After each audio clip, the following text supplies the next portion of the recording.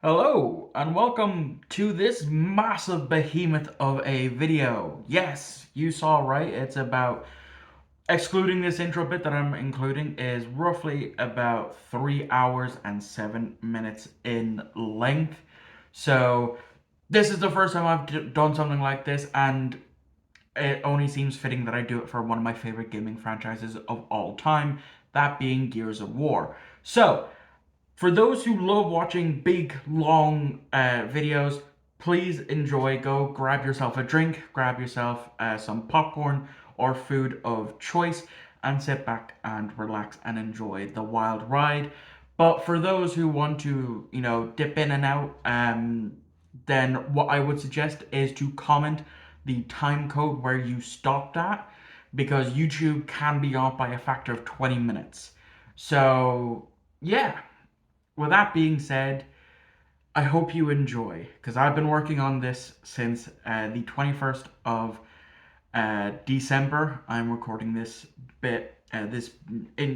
intro outside of scripted intro bit on the 23rd of March. It's taken me 3 months to do this, so sit back, enjoy, and I'll catch you all when I come back from my 2 week break.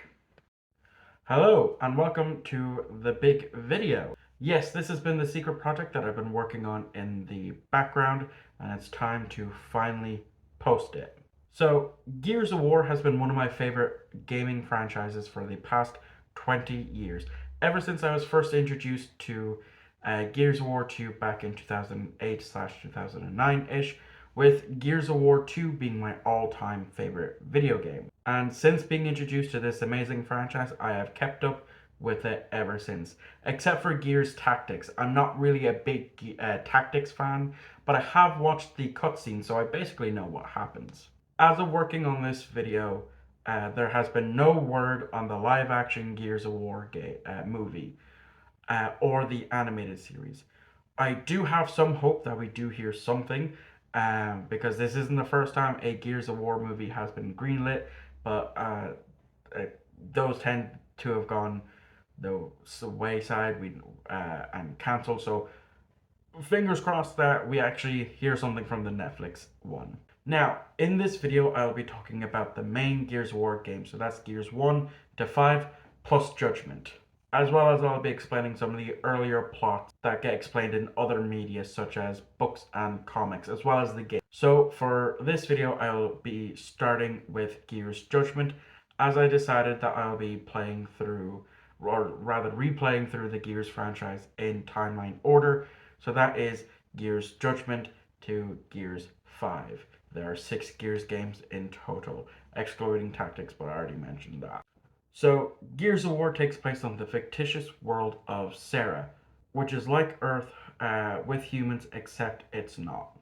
The people of Sarah have also used up all their natural resources, such as gas and oil, until one day when someone discovers this extinct parasitic fungus called emulsion, found deep underground in an area called the Hollow. This golden liquid can then be used and refined into fuel and other important things. With emulsion being such a sought after resource, this then led to the Pendulum Wars between the COG, Coalition of Ordered Governments, and the UIR, Union of Independent Republic. The war lasted from 70 BE to 0 BE.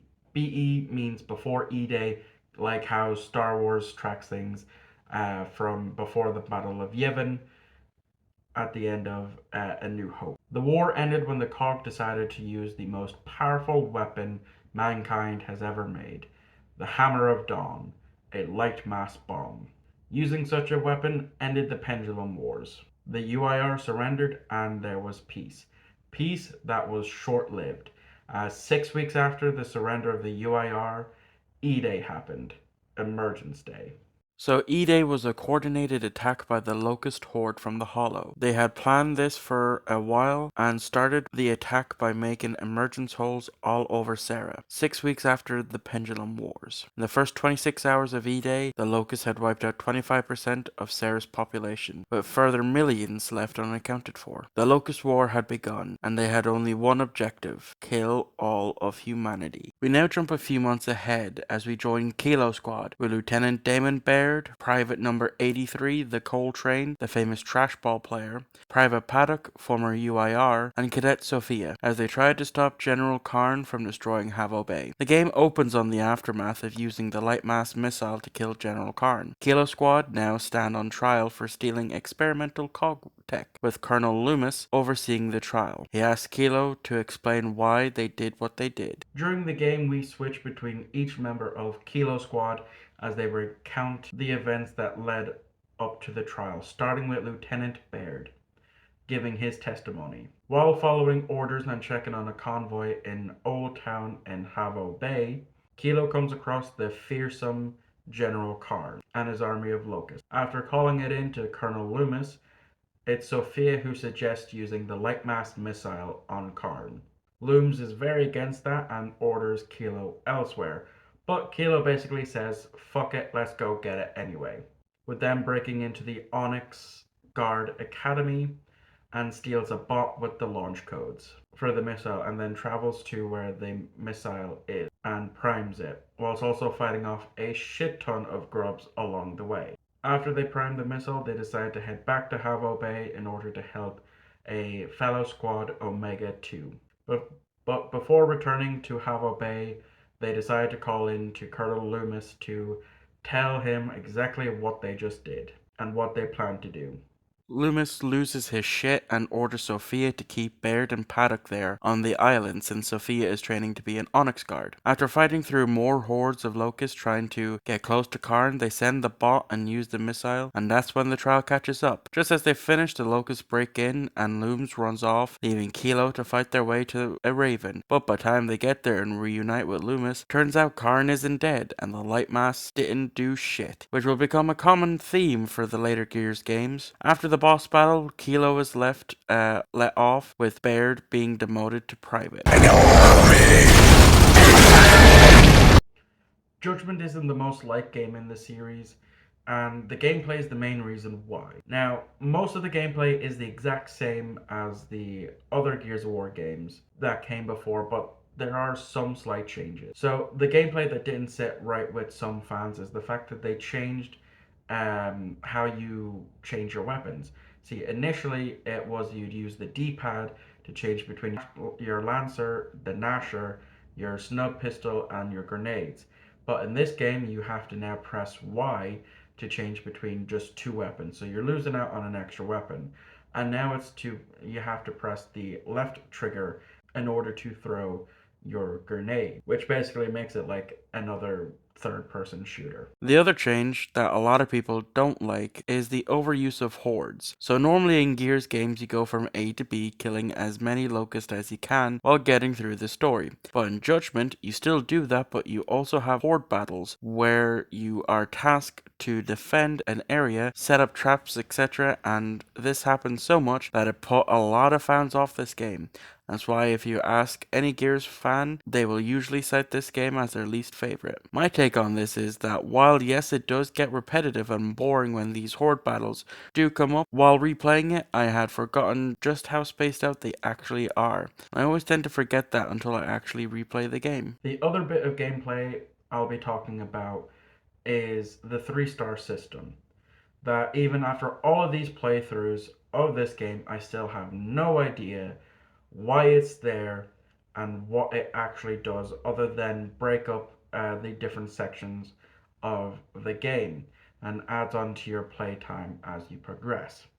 There are also extra objectives known as declassify extra parts of the testimony of Kilo. Basically what this does is it adds on an extra layer of difficulty, such as no ammo or reduced ammo, reduced vision, and more enemies, and particular enemies use a one type of weapon, like one shot. While doing my playthrough for Gears Judgment for this video, I came across some glitches. The first glitch happened after Kilo got the bot. I was in the middle of snapping a locust's neck and the game froze. Luckily there was a checkpoint so it didn't set me back too far. The next glitch of sorts was when the Berserker showed up in Professor Elliott's house. It is supposed to be with a Scorcher locust, but after killing all the other locusts I couldn't find the Scorcher weapon, which again had me reload my last checkpoint. The third glitch happened near the end of the game when I went down for a revive. It glitched into me standing up and the controls were weirdly inverted. Luckily I got footage of this as it happened. The last glitch was in the second to last section of the game where Cole came out of nowhere and chainsawed me as if I was a locust. Again, I managed to get footage of this happening because at the time I didn't know what happened, but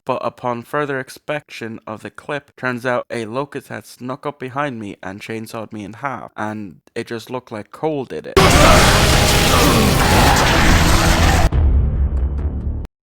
So, what are my final thoughts on the game? Well, it's definitely not my favorite of the Gears of War games. I'd still rank this dead last, but it's not a bad game. Can I get enjoyment out of it? Yes. Even after 3 or 4 playthroughs, I can still find something to enjoy from it. Whilst, yes, I do find the Horde side of the campaign to be a bit repetitive, with the whole game itself, it's not bad. And I like how you can play as other members of Kilo Squad, as with the other Gears of War games, you're stuck playing as one character, usually Marcus Phoenix. We'll get to him now in a second. But I can see why it's not liked by a lot of the other fans of this series. But I had fun with it, and that's the main thing. With that being said, it's now time to jump 14 years after E-Day and jump right into the very first Gears of War game that came out 18 years ago as of recording this video.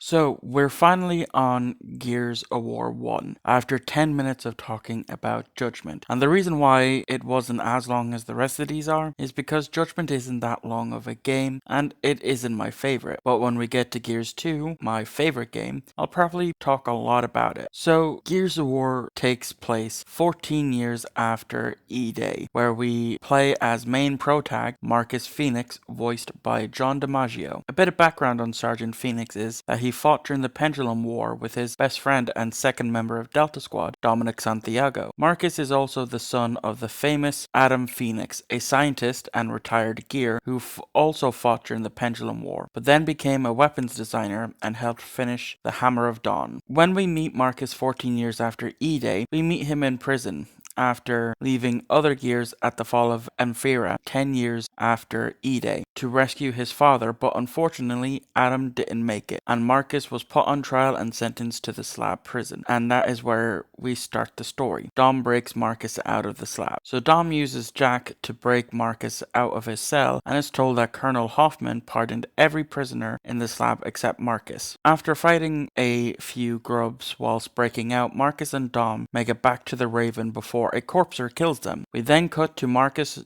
and Dom with Delta Squad heading to meet with Hoffman to track down Alpha Squad since they have gone dark. Delta Squad is made up of Lieutenant Kim, Private Anthony Carmine, Marcus Phoenix, and Dom. After getting off the Raven and getting the third degree from Hoffman, who's still bitter at Marcus for abandoning his post 4 years prior, they are attacked by some locust. The main reason why Delta has to find Alpha is because they have the resonator to map out the hollow so that the COG can use a light mass bomb to wipe out the locust. Yeah, I doubt that's gonna work since it didn't really do much to Karn in Judgment. While making our way to find Alpha, one member of Delta does not make it far. Anthony Carmine gets shot in the neck by a sniper because his lancer kept jamming, and he stood to show him. This would then make the recurring joke of a Carmine dying in every Gears game, and is a reference to the movie Saving Private Ryan. After Carmine's death and fighting some more Locust, we managed to find a member of Alpha Squad, number 83 himself, the Cole Train. Yes, it would seem that in the 14 odd years since E-Day, Cole went to a different squad being Alpha, and it's not just Cole.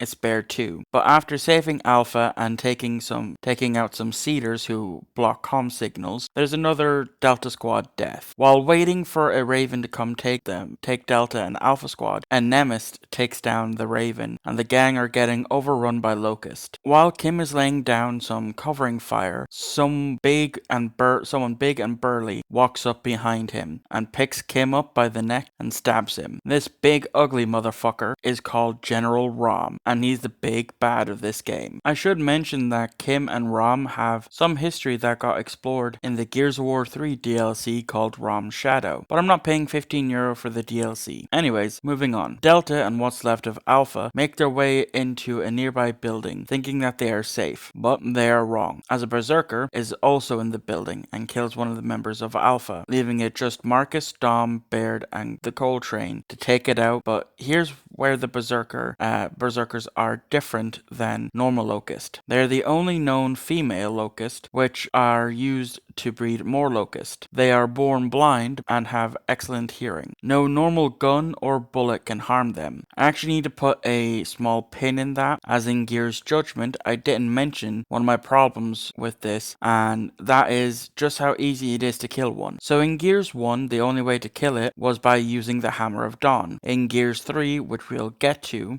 when fighting a Lambent Berserker, it was different because it was, well, Lambent. But in Gears Judgment, you use a fucking flamethrower to kill it. That is the stupidest retcon I have ever seen, and it takes away from how scary the Berserkers are. Anyway, mini rant over. I played Gears of War when I was in my pre-teen / a kid, and I remember for a good while being stuck on this Berserker fight, mainly because I wasn't all that good of a gamer as a kid, but that's besides the point. The Berserker was scary. You didn't know what corner it was going to be popping out of, and if you didn't move out of the way in time, you died, meaning back to your last checkpoint, which usually was at the very start of luring the Berserker fight. After you kill the ugly motherfucker, we get told to make our way to an emulsion refinery to deploy the resonator on foot. Dom has an idea on how to get there quicker as the sun starts to set. The idea? Dom knows a stranded named Franklin who has an old junker, so Dom calls in a favor when we get to the stranded area. Franklin mentions no update on the Jane Doe he's been asking about.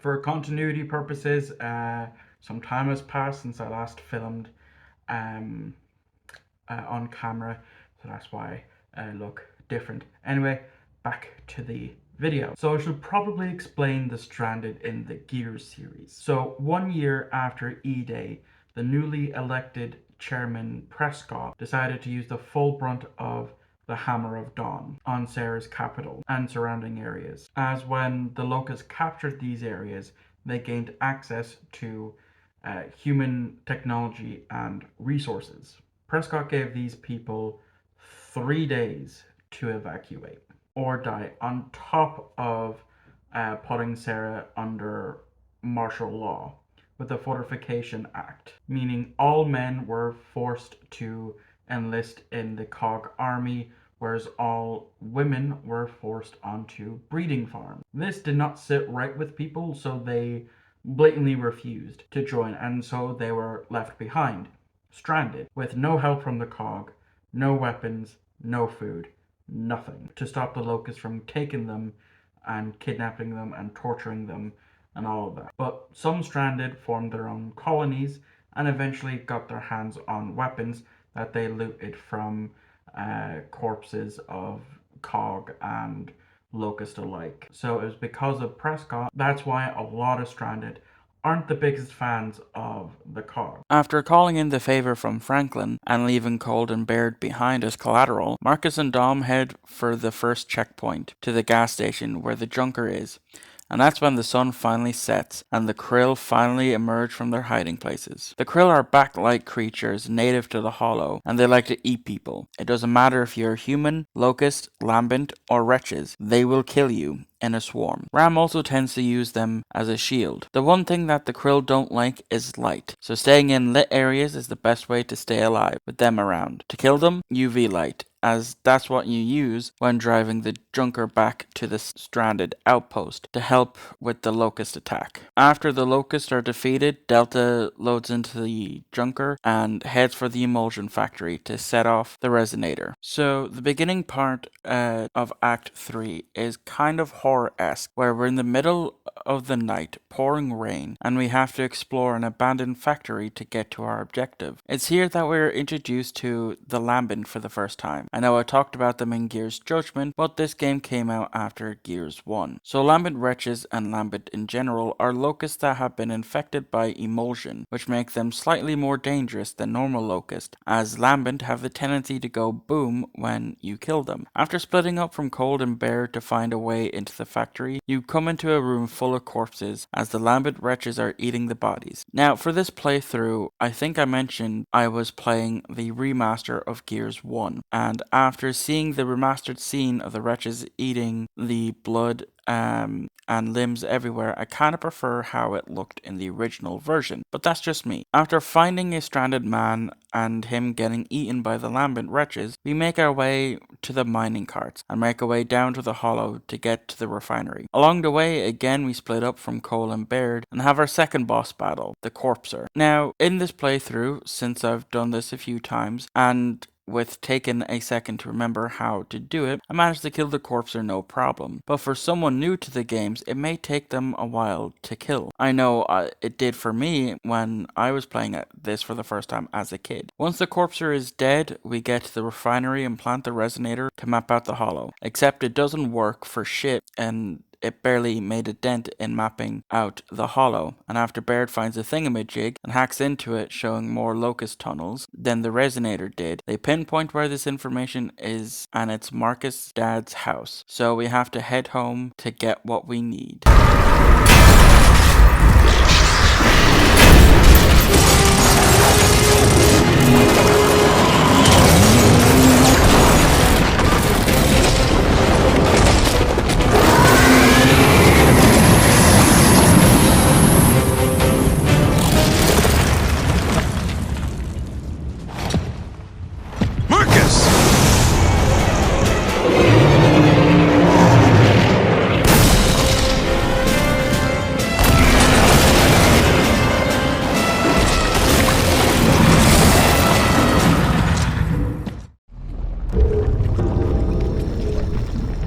Ah, just in time. Yeah, just in time to kiss my ass. Man, I can't believe we missed this. Cole, still got the resonator? Looted, suited, and ready to get executed. So we get dropped off near the Phoenix estate because the LZ is too hot with a bunch of locusts and Nemist around, so we have to make it on foot. Along the way, we have our third boss battle, another berserker, which is easy enough to take down, but there were times where it popped out of nowhere when I got distracted and scared the living fuck out of me. With the berserker dead, we finally make it to Marcus' home, and there's an APD out back, which of course Cole and Baird make their way out back to repair it, while Marcus and Dom head inside to track down the data. Once we get inside, we manage to find Adam's secret lab, and we get the extra information on the hollow that basically helps towards the light mass bomb. Then we head back to the front of the house to deal with more locust, and once they're dealt with, we head to the back of the house to deal with more locust, but then we have to make a dash for the APD because a Brumuk has shown up. So normally when I replay through the Gears of War series, I always tend to stick with the original 360 version of the game. But for this playthrough, I decided to play through the Ultimate Edition Remastered. And it wasn't until after finishing off Act 4 with the escaping from the Brumuk on the APD, that's when I learned of the cut content that was originally taken out from the 360 version, but I think was also left on the PC version. Now, I was originally alright with this, slightly annoyed that it added on a little extra to my playtime, That was until I got to the Brumuk boss battle. So this fight fucking sucks. It really does. It is so clunky and awkward at the same time. So you're doing this with Dom, and unless you're doing it co-op, Dom's AI is completely fucked. It doesn't do anything and constantly goes down for a revive. So you're then left to shoot off both the arm cannons on the Brumuk and then shoot the legs enough time for the Brumuk to, go down for you to then shoot the driver in order to then progress on to where the 360 picks up, which is where you have to go onto the train and fight General Rom. This took several attempts. And when I mean several attempts, I really mean several attempts, to the point where I nearly broke my controller over this. Yes, that's how many attempts it took.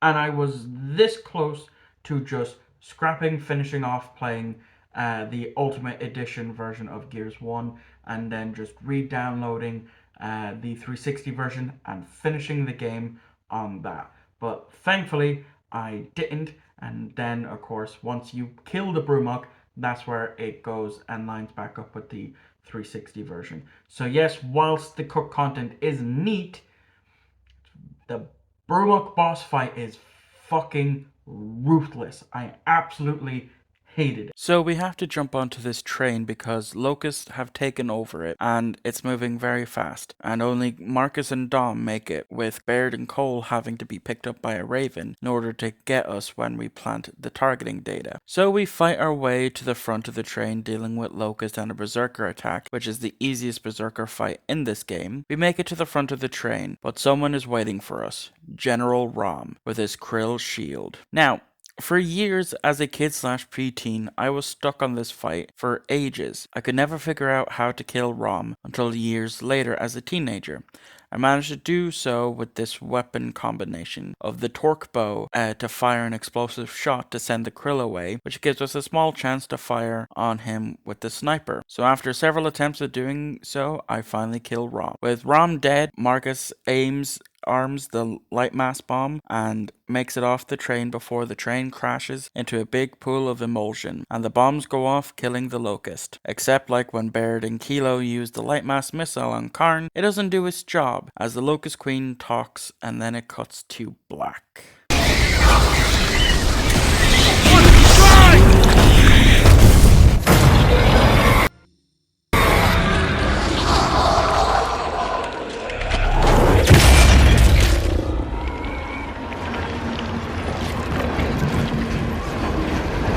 Okay, so I won't be going over gameplay until Gears 5 because there isn't really much of a change between Judgment and Gears 4. With Gears 1, as I mentioned, you get 3 weapons plus grenades. You use the D-pad to change between your primary, your secondary, your pistol, and the grenades, and that's it. As well as Gears 1 is the only Gears game where you don't go down for revive unless you are in co-op. Now, I'm not going to, complain about that because I play through Gears 1 enough where it's not all that much of an issue, because again, it's usually just for this one game, and then afterwards is when you build up the red circle on your screen, that's when you go down for revives. However, from playing Gears of War Ultimate Edition, I won't be replaying this the next time I decide to replay through the Gear series because of the re-adding of the cut content, specifically the Brumuk fight scene. Whilst yes, Ultimate Edition does look absolutely stunning all these years later, and it is the better version from the 360 to the Xbox One version, and I'm sure it even runs better on the new Series X, and that. It's just not something I'm going to be returning to because of that Brumuk fight scene. Because if you don't have someone playing co-op with you, prepare to have multiple attempts at this, because it took me a good hour hour and a half, maybe. I don't know. I wasn't timing it to make it through the fight. As I mentioned, I was this close to scrapping, finishing Ultimate Edition, and just jumping over to the 360 version. And I almost broke my controller. Something I did not want to do because I don't have the €65 to buy a replacement one from CEX because GameStop in Ireland left nearly a year ago as of filming this. Now, as well, I'm autistic, so I already don't have the best control over my emotions. The amount of times I had to talk to myself to not throw my controller because of the pure frustration I was feeling because of this Brumok fight was just the ungodly amount of rage I had. Granted, I still ended up throwing my controller. I threw it once, thought that wasn't enough, picked it up, threw it again, almost broke the controller. So it's just not worth playing Ultimate Edition for me anymore. Moving forward, if I am replaying through the Gears of War series, I will play the 360 port rather than Ultimate Edition. Besides that, besides the whole Brumuk situation and nearly breaking my controller, I enjoyed revisiting the first Gears of War game. It brought back so many memories as a kid slash preteen of being stuck on certain parts in the game and the satisfaction of being able to move beyond that point.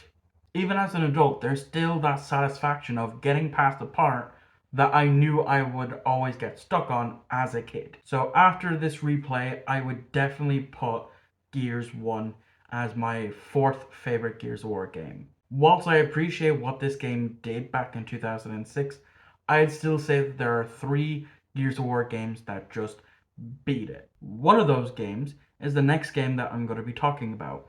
My personal favorite and my favorite video game of all time, Gears of War 2. I've been really looking forward to this ever since starting this video in December of 23.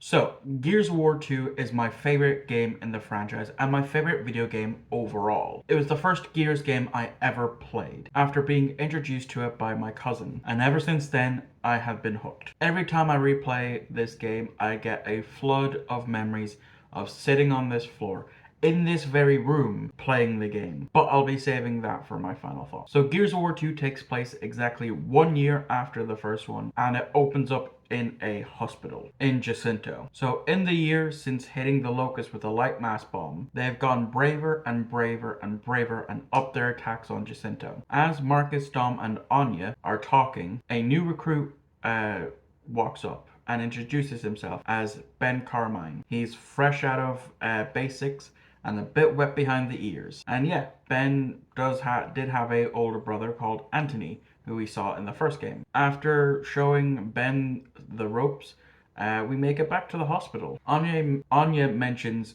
to Dom of a possible match to the Jane Doe that he's been looking for. But that's when the hospital gets attacked by the Locust. It's also here that we're introduced to the new member of Delta, Ty, who joined off screen. Now, Ty is one badass you do not want to mess with. Ty also fought during the Pendulum War after the UIR slaughtered his entire village. While walking through the hospital, we see a bunch of sick people with rust lung, a type of illness that comes from prolonged exposure to emulsion, but we'll get to its importance later on. After dealing with the Locust, Dom gets the unfortunate news that the Jane Doe has already left, which upsets him greatly, as he's been looking for her for years without much luck. After this, we get the opening monologue from one Chairman Prescott, as we have a new plan of an attack. For 15 years, the Gears have fought the Locust on their terms. Now, it's time to fight them on our terms, and fight them where it hurts the most, in the hollows that they call home. So that's basically what happens.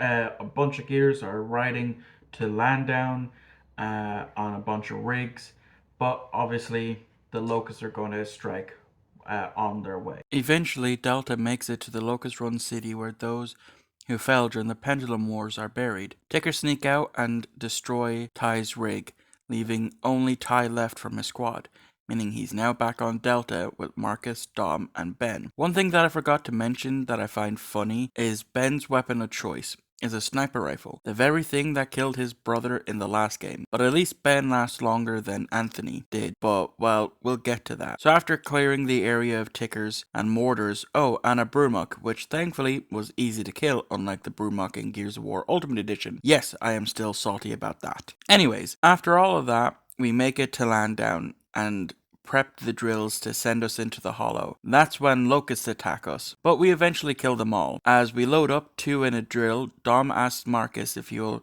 continue to look for his wife Maria if anything happens to him. As Marcus and Dom load up into and is getting ready to head down into the hollow, a new type of locust pops out of the ground with a chainsaw staff with 2 chainsaws on it. This SOB is called Scourge, another general in the Locust army. He became one after Rom's death in the end of the last game, and he gets into a fight with Dizzy on the rig just before Ty's and Ben's drill goes down to the hollow. Ty jumps out last second and grabs his lancer to help Dizzy, and that's when we go down to the hollow, leaving the fate of Dizzy and Ty up in the air. After getting out of the grind lift, we track down Ben while fighting a bunch of locusts. Jack fixes Ben's grind lift to move to a new area. When Dom complains about the dust as the grind lift digs deeper into the wall, the funniest and coldest interaction happens. When Ben talks about how the helmets protect and filter air, Dom claps back by bringing up how he wouldn't be able to see snipers, which again is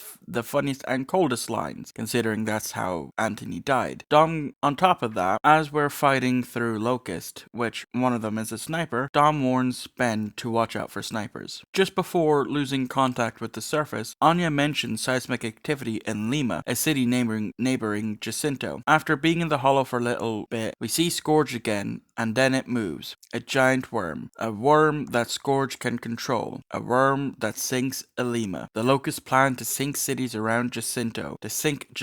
With that, Delta goes to have a look around to see if they can find anyone to save. But it's here in the sunken ruins of Lima that we gain back old friends, but lose some new ones along the way. As Delta walk along the now ruined city of Lima, a King Raven goes down and radios for assistance, which we are close by, but Cole jumps on the comm and tries to warn us not to go to it. Once we get to the downed Raven, it's too late. Any survivors are dead. That's when the Locusts spring their trap, firing on us. Marcus radios for help, and the only one close by is the main man himself. Number 83, the Cole Train, saves our asses, just like we saved his the year before in the first game. After saying thanks to Cole, he says that he's the last of his squad, except for Baird and another member of his squad. So we make our way to find him, and we do.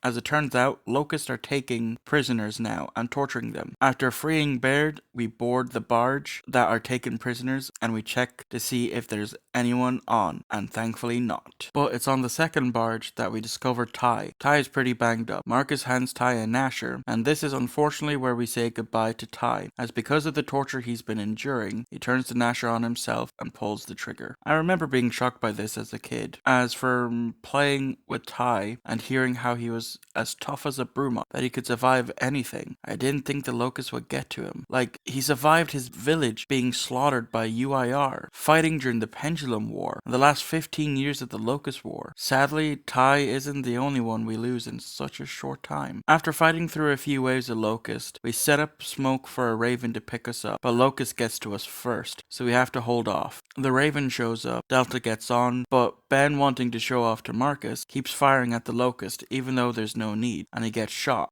This doesn't kill him. What does kill him is being swallowed by the worm, as it gets everyone. Delta wakes up in the worm and goes looking for Carmine, which we find what's left of him, as these, what I'm assuming is bacteria killers, have eaten through Carmine, killing him, leaving just 2 more Carmines in the family. Before cutting our way out of the worm, Marcus wants to kill it by cutting out its hearts. So that's what we do. We take out one heart and it doesn't kill it. We take out another and it's still alive. We take out the last heart and it kills it. And then we cut our way out. After contacting Control, they send a centaur to our location, as newly declassified documents show that there's a former cog base that may hold information needed to find the Locust stronghold and the location of this Locust Queen. Once we arrive at the New Hope facility, we make our way in, and when I say make, I mean, we blow the fucking door up as a form of credentials. When we get in, we're then introduced to the New Hope facility's AI, Niles, a name that will become important later on. As we make our way through the New Hope facility, we have to deal with New Hope's security system as well as wretches. But as we get close to Niles' laboratory, we get introduced to something.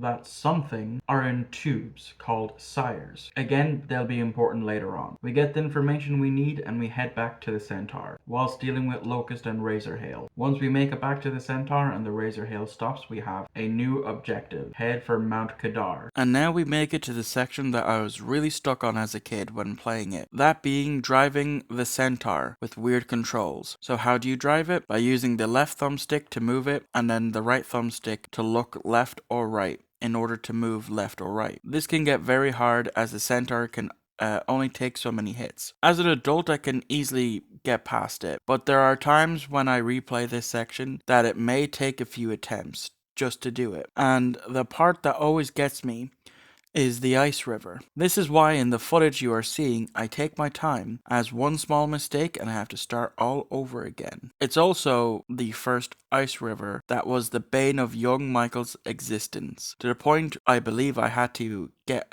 my friend or my cousin to get past it for me, and now as an adult I can do it with only a few deaths here and there. Thankfully I know my limits not to try it on insane difficulty, otherwise I'd have 2 broken controllers, which isn't a lot, but weird that it's happened twice. Once we get to Mount Kadar and kill 3 corpsers and 2 Brumocks, we find some stranded, one who we know from the first game. When we went to go get the old drunker from, Dom asks if he's seen Maria, which he has, and says she's more than likely being kidnapped by the Locust and is either working slave labor or is being tortured. Since I'm at this point in the game, I know what's coming next and I need to mentally prepare myself for it. So we follow the path and fight some Locust on the way as we head for a boat to cross the water, but once we get to it, it's full of water. It's then that the Locust barges attack the small area Dom and Marcus are on, and after dealing with them and commandeering one of their barges, we end up in calm water with no locust in sight. That's when the weird fish things that are making the barge move are eaten by a bigger fish. A big fish, locust, kraken type of motherfucker tries to take us down. As a kid, this is where, like the Centaur driving mission, I was stuck on for the longest time. I couldn't figure it out, to the point where I had to ask a friend from primary school, who was also a Gears fan, how to get past it, and I did. It did take 2 attempts to kill it in this playthrough because I wasn't paying attention. With the big fish killed, the barge eventually floats to the highway, and that's when Dom wants to deviate from the highway in order to find his wife, if she's down here. Marcus is against this, but Dom doesn't care, saying he'll go at it alone, and he also then makes a jab at Marcus for doing something similar with his father that landed him in prison. Marcus then reluctantly joins Dom, and now I need to mentally prepare myself for what's coming next, as it gets me every single time. So, after getting off the highway and fighting some grubs, we find one of their terminals and ask Jack to find her, which Jack does, and it shows the symbol for the section we need. So now it's stealth mode. As we progress, we spot a patrol on the way, so we let them go in front while we check each terminal to see if Maria is in this section. Eventually, we get to the section we had to. Then we had to fight the patrol, and then we also had to fend off more locusts until Jack locates which container she's in. After dealing with the locust, Jack locates Maria and opens the container the locust is keeping her in, and, well, I'll just let the scene play out. Jack, open it up. I can't believe it, Marcus. We finally found her.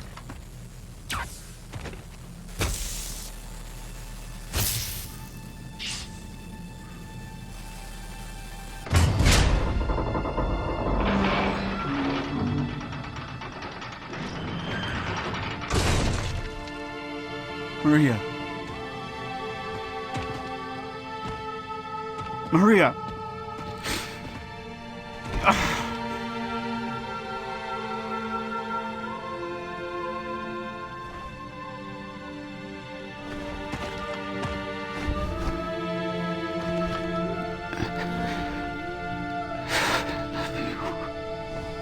Dom.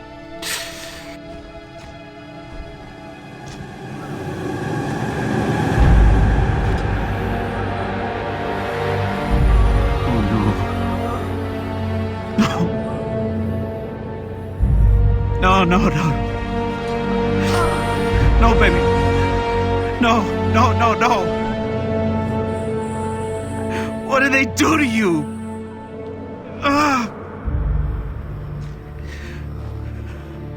I'm so sorry. I'm so sorry, Maria. I tried to find you. God, I did.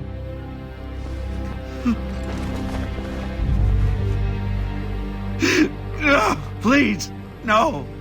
Maria. God damn it, it's me, Dominic. It's Dominic. Marcus, I don't know what to do. I don't know what to do, man. No. It's okay.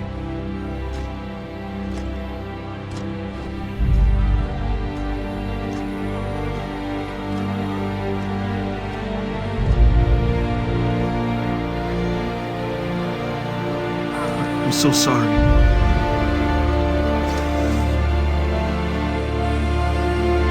I'm so sorry, Maria.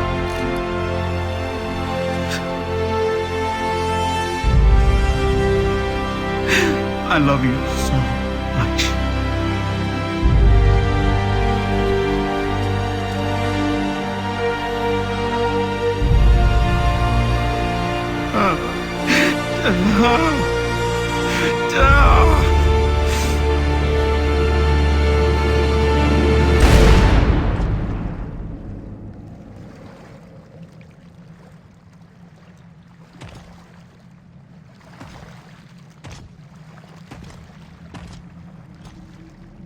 As a kid, I did not see this coming, as I'm sure a lot of people didn't on their first playthrough. And even now, as an adult, it still hits me hard, because I love Dom. Dom's in my top 3 favorite characters. And just like what happened here, I need to mentally prepare myself for what's going to happen in Gears 3. And it sucks for Dom to be searching for Maria for so long to finally find her, and he has no alternative but to kill her. And it sucks because, on E-Day, he already lost his kids.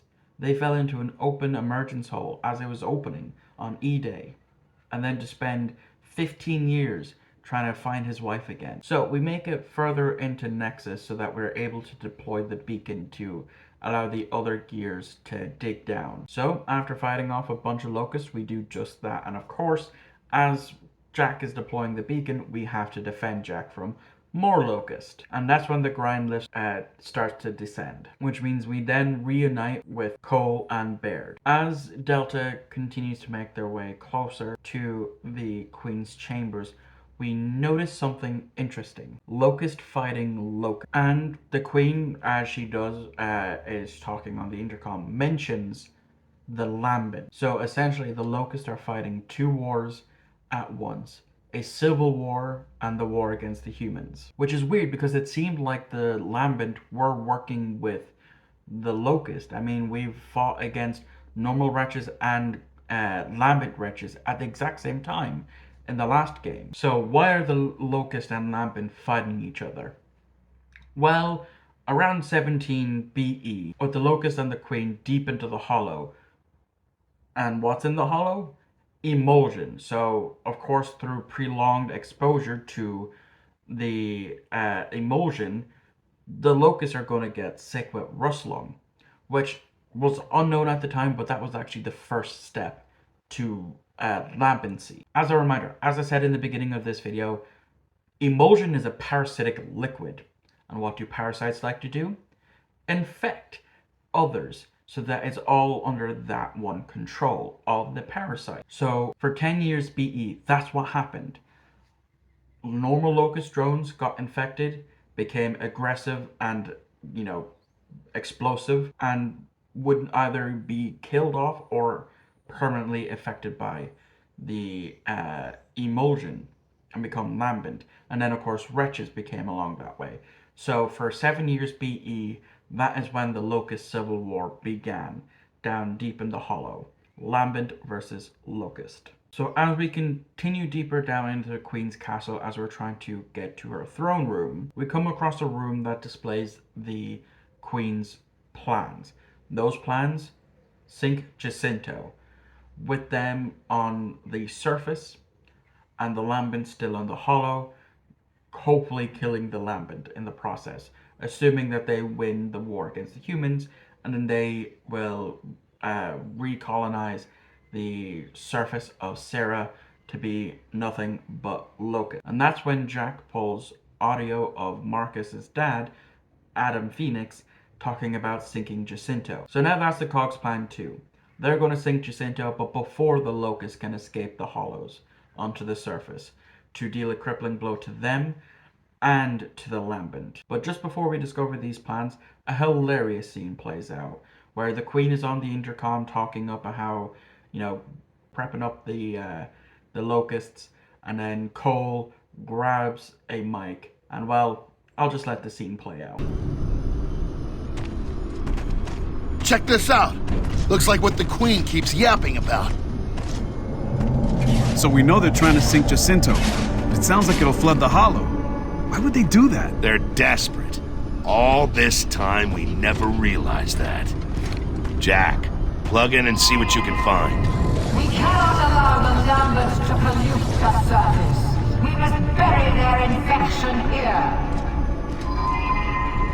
The world is rightfully ours. That's the squad in your house, bitch! You hear that shit? Your grub ass bitches are going down! Like way down! Dead down! So down you ain't gonna know which way is up! Your ass is gonna be crying to your skink ass queen! Oh, mommy, you let the bad man hurt us! Fuck you! We gonna whoop your mama's ass! Whoa! There we go. One muzzled queen. Not you, her. You were great. I loved your speech there, especially with the bitch-ass stuff. Very good. Very enlightening. So we push forward to the Queen's chambers. We finally get a face to the voice, and she looks human. Which is odd, as to this point we assumed she must be a butt-fuck ugly locust thing. But no, she looks human. This does get explained later, don't worry. So after we exchange some small talk, the Locust Queen leaves and we are tested to fight Scourge. Now, this fight is super easy, I'm not gonna lie. Rom was more of a fight than Scourge, and look, I love the look of Scourge, but unlike Rom, it's no comparison. Anyways, after we destroy Scourge's weapon, he escapes by his own personal Reaver. That's also how we get back to the surface. And after fighting Scourge on the Reaver and killing his personal Reaver, he just dies from a broken back from hitting the ground really hard. That's what I mean by when I said this boss battle isn't great. At the beginning of the game, Scourge is built up to be this big, huge bad of the game, stronger than Rom. I mean, the motherfucker cut through a centaur on his first appearance. But then he went out like a little bitch. And it sucks because as a kid, I really liked Scourge. But now as an adult, not so much. So once we make it back to command, the Locust decides to attack, so we have to go and deal with that. And it's also here that I get onto another part that I was stuck on as a kid. And that was defending the comms tower and the dishes, because if they all got destroyed, well then command would lose contact with everyone and the evacuation would not go ahead. Thankfully though, I managed to get it through on the first attempt with this. Once that's been dealt with, we again regroup in command, and that's when we learn the plan to sink Jacinto using a light mass bomb, which, as we know that I've been talking about throughout this video, light mass bombs don't work. They didn't kill Karn at point blank range. It didn't kill all of the Locusts. I mean, it did some damage and awakened the Riftworm, but aside from that, it barely did anything because it didn't reach deep enough in the hollow to do any damage. And I can guarantee it's not going to do jack shit this time either. Anyways, Cole and Baird stay behind to help develop the light mass bomb. And Dom and Marcus head to clear the giant sinkhole that opened up, so that way the Ravens can bring the light mass bomb and they can sink Jacinto. Which means from here to that sinkhole, there's a shit ton of grub, which we do end up clearing out, including getting a Brumuk trapped, which we kill its gunner. And then Marcus has the bright idea to ride the Brumuk all the way to where they need to go. It's a smart move, I'm not gonna lie. So that's basically it. The last mission of the game is us riding the Brumuk straight down into the hollow, fighting off locust ravens, including a corpser, which we kill by flinging it to a wall, breaking its back, a la Scourge. And then we get to the place where it's holding the plates for Jacinto. And then we have to break 3 of them to cause a big hole for the King Ravens to come in. But the thing about this room is it's covered in emulsion. And like I said, it's a parasitic liquid. And so it starts to turn the Brumuk into a lambent. And whilst that's happening, it's changing. It's morphing into a big, ugly motherfucker that only a mother could love. That's how ugly it is. But in the process, it downs the raven that was holding the light mass bomb. See what I mean by when I said it wasn't going to work? So we used the Hammer of Dawn to make the Lambent Brumuk, which morphed into one ugly motherfucker that only a mother could love, and eventually we sink Jacinto, a place that was once seen as a beacon of hope for so many people, as the Locust couldn't make e-holes there, is now gone, and to be fair, it did deal a crippling blow to the Locust. And with that, we cut to credits, which has a sort of post-credit scene at the end, with the voice of Adam Phoenix trying to contact Marcus, or anyone, asking what the hell have they done. So that means Adam is still alive somewhere, which we will save for Gears 3. So here we are at my final thoughts for Gears of War 2. Like I said, it's my favorite game in the series, and it's my favorite video game of all time. Every time I play it, I love it that bit more. It brings back so many memories of 10-year-old Michael sitting in this very room and playing it, getting stuck on certain parts, and then feeling happy and thrilled of young me getting past those parts that I was stuck on. Like I said, you know, the main one was, of course, the Centaur mission, as well as the comm dishes. So, taking off the rose-tinted glasses for a moment, I'm going to give some critiques for the game that I do have. So, as I said, Scourge being the big bad. So, as I said about Scourge, he was, in the beginning, set up to be the big bad that was stronger than Rom, and it failed. It flopped. I mean, like I said, when he was introduced, he sawed a Centaur in half. No other Locust has done that. But then, as soon as we start to fight him in the boss battle, it goes downhill so fast, so quickly. And then he escapes on his Reaver, and then once we eventually stop him and kill his Reaver, he goes up like a little bitch. With Rom was much more of a threat, because if you didn't know what you're doing, you would die multiple times. Hell, every time I refight Rom,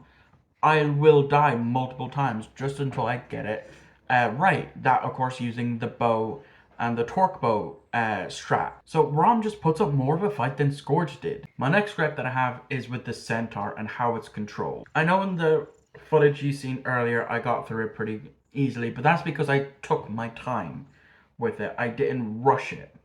I did because I knew if I did, chances are I would fall into the ice and have to start that section over again. But as a young kid, this is where I was stuck the most on my replay through. I eventually managed to get through it, but still, the first time I had to ask for help for that, because I just really could not do it, and it was tanking my enjoyment of Gears of War at that time. But luckily, now I'm able to get by it, and it is my second favorite video game. But the driving section, just how it's controlled as a driving section, it's not great. I'm sorry, it just isn't. The same with the Reaver, which is something I didn't really touch too much on. You know, we escape on a Reaver heading back to the surface, but I didn't really touch on the controls of that. And it's also not great of a driving section on the Reaver. The Brumuk, however, the Brumuk's fine. But even using the Reaver, it took 2 attempts to do. I think 2 attempts. I don't know, I was very tired when I was doing the Reaver part. My last gripe is Act 5 in general. Like, I know it's the end, but everything just feels like a slog to get through, mostly. And for this replay through, I did it in one sitting, as I'm typing this script. But those are my only problems with it, and through this playthrough, I never ran into any glitches. One thing I will say that I love about Gears of War 2 is how much it pays off from the setup from the first game. Don't get me wrong, I love the first game, it sets everything up great, but Gears 2 takes what the first game did and does it better and properly fleshes it out. And it's so much more darker than the first game, with 3 main characters, Ben, Ty, and Dom. With Ben, you can't help but fall in love with his character. Like I said, he's wet behind the ear, fresh out of boot, and he's trying to impress Marcus, because Ben probably grew up hearing the stories of Marcus and Dom and all those others during how they fought during the Pendulum War. His death is just sad.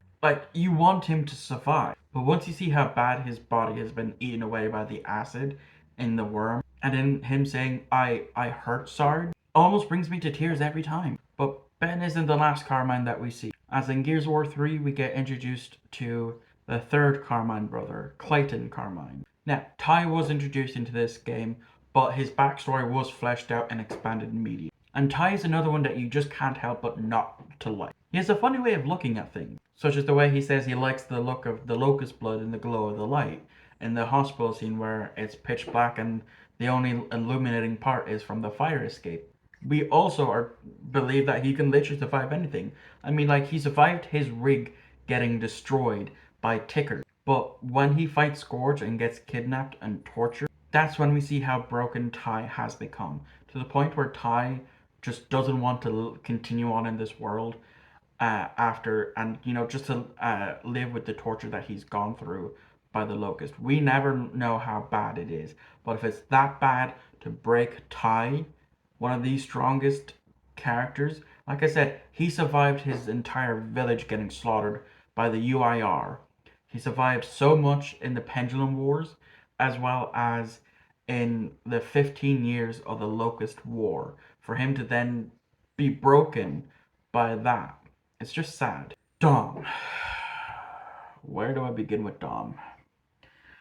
Man, he went through it the worst in this game. He spent years trying to find his wife again. And every time he gets one step closer to finding her, he ends up falling 2 steps behind. But then he finally gets to see her. But it's after she's been kidnapped and tortured by the Locust. And I love the misdirect that they do in that scene. When Maria steps out of the container, we're seeing her through Dom's eyes. And in Dom's eyes, she's perfect. There's not a scratch on her. She looks exactly like the last time he saw her. And it's not until Marcus brings us back to reality that we see what the Locusts have done to her. And when Dom is, trying to get her to be somewhat coherent, if you listen closely, you do kind of hear Maria say Dom. But then he's only really left with one option. He's not going to let Maria suffer on any longer from what the Locusts have done to her. So his only option is to put her out of her misery. And again, that sucks because, as I said, he's lost so much. In the beginning of E-Day, he lost his 2 children to falling in and opening a merchant's hole, and then having to go 15 years trying to find his wife, to then finally be able to find her, and for that then to be ripped away. Dom was never the same after this in Gears 3, and that's because he was given time to finally grieve, because he didn't have that option. Well, if he did, we didn't know about it, because after he kills Maria, it's just one after another thing to do. They get deeper into the Nexus, they deploy the beacon, they get to the Queen's Chamber, they fight Scourge, they escape, they make it back to Control, they then have to go and sink Jacinto, and then it's after that when he's on the Raven, when he looks at the photo of Maria, which you can see in the background of this video. It's beside the Doctor Who poster and just underneath the Godfather one.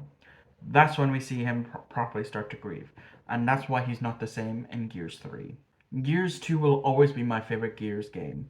It was the first game I ever played when I knew nothing about the series, as it was a year or so before I got my hands on Gears 1. And it wouldn't be until my teens when I got a hold of Gears 3. But by then I knew most of what had happened in that game. Which means it's time to get on to Gears of War 3.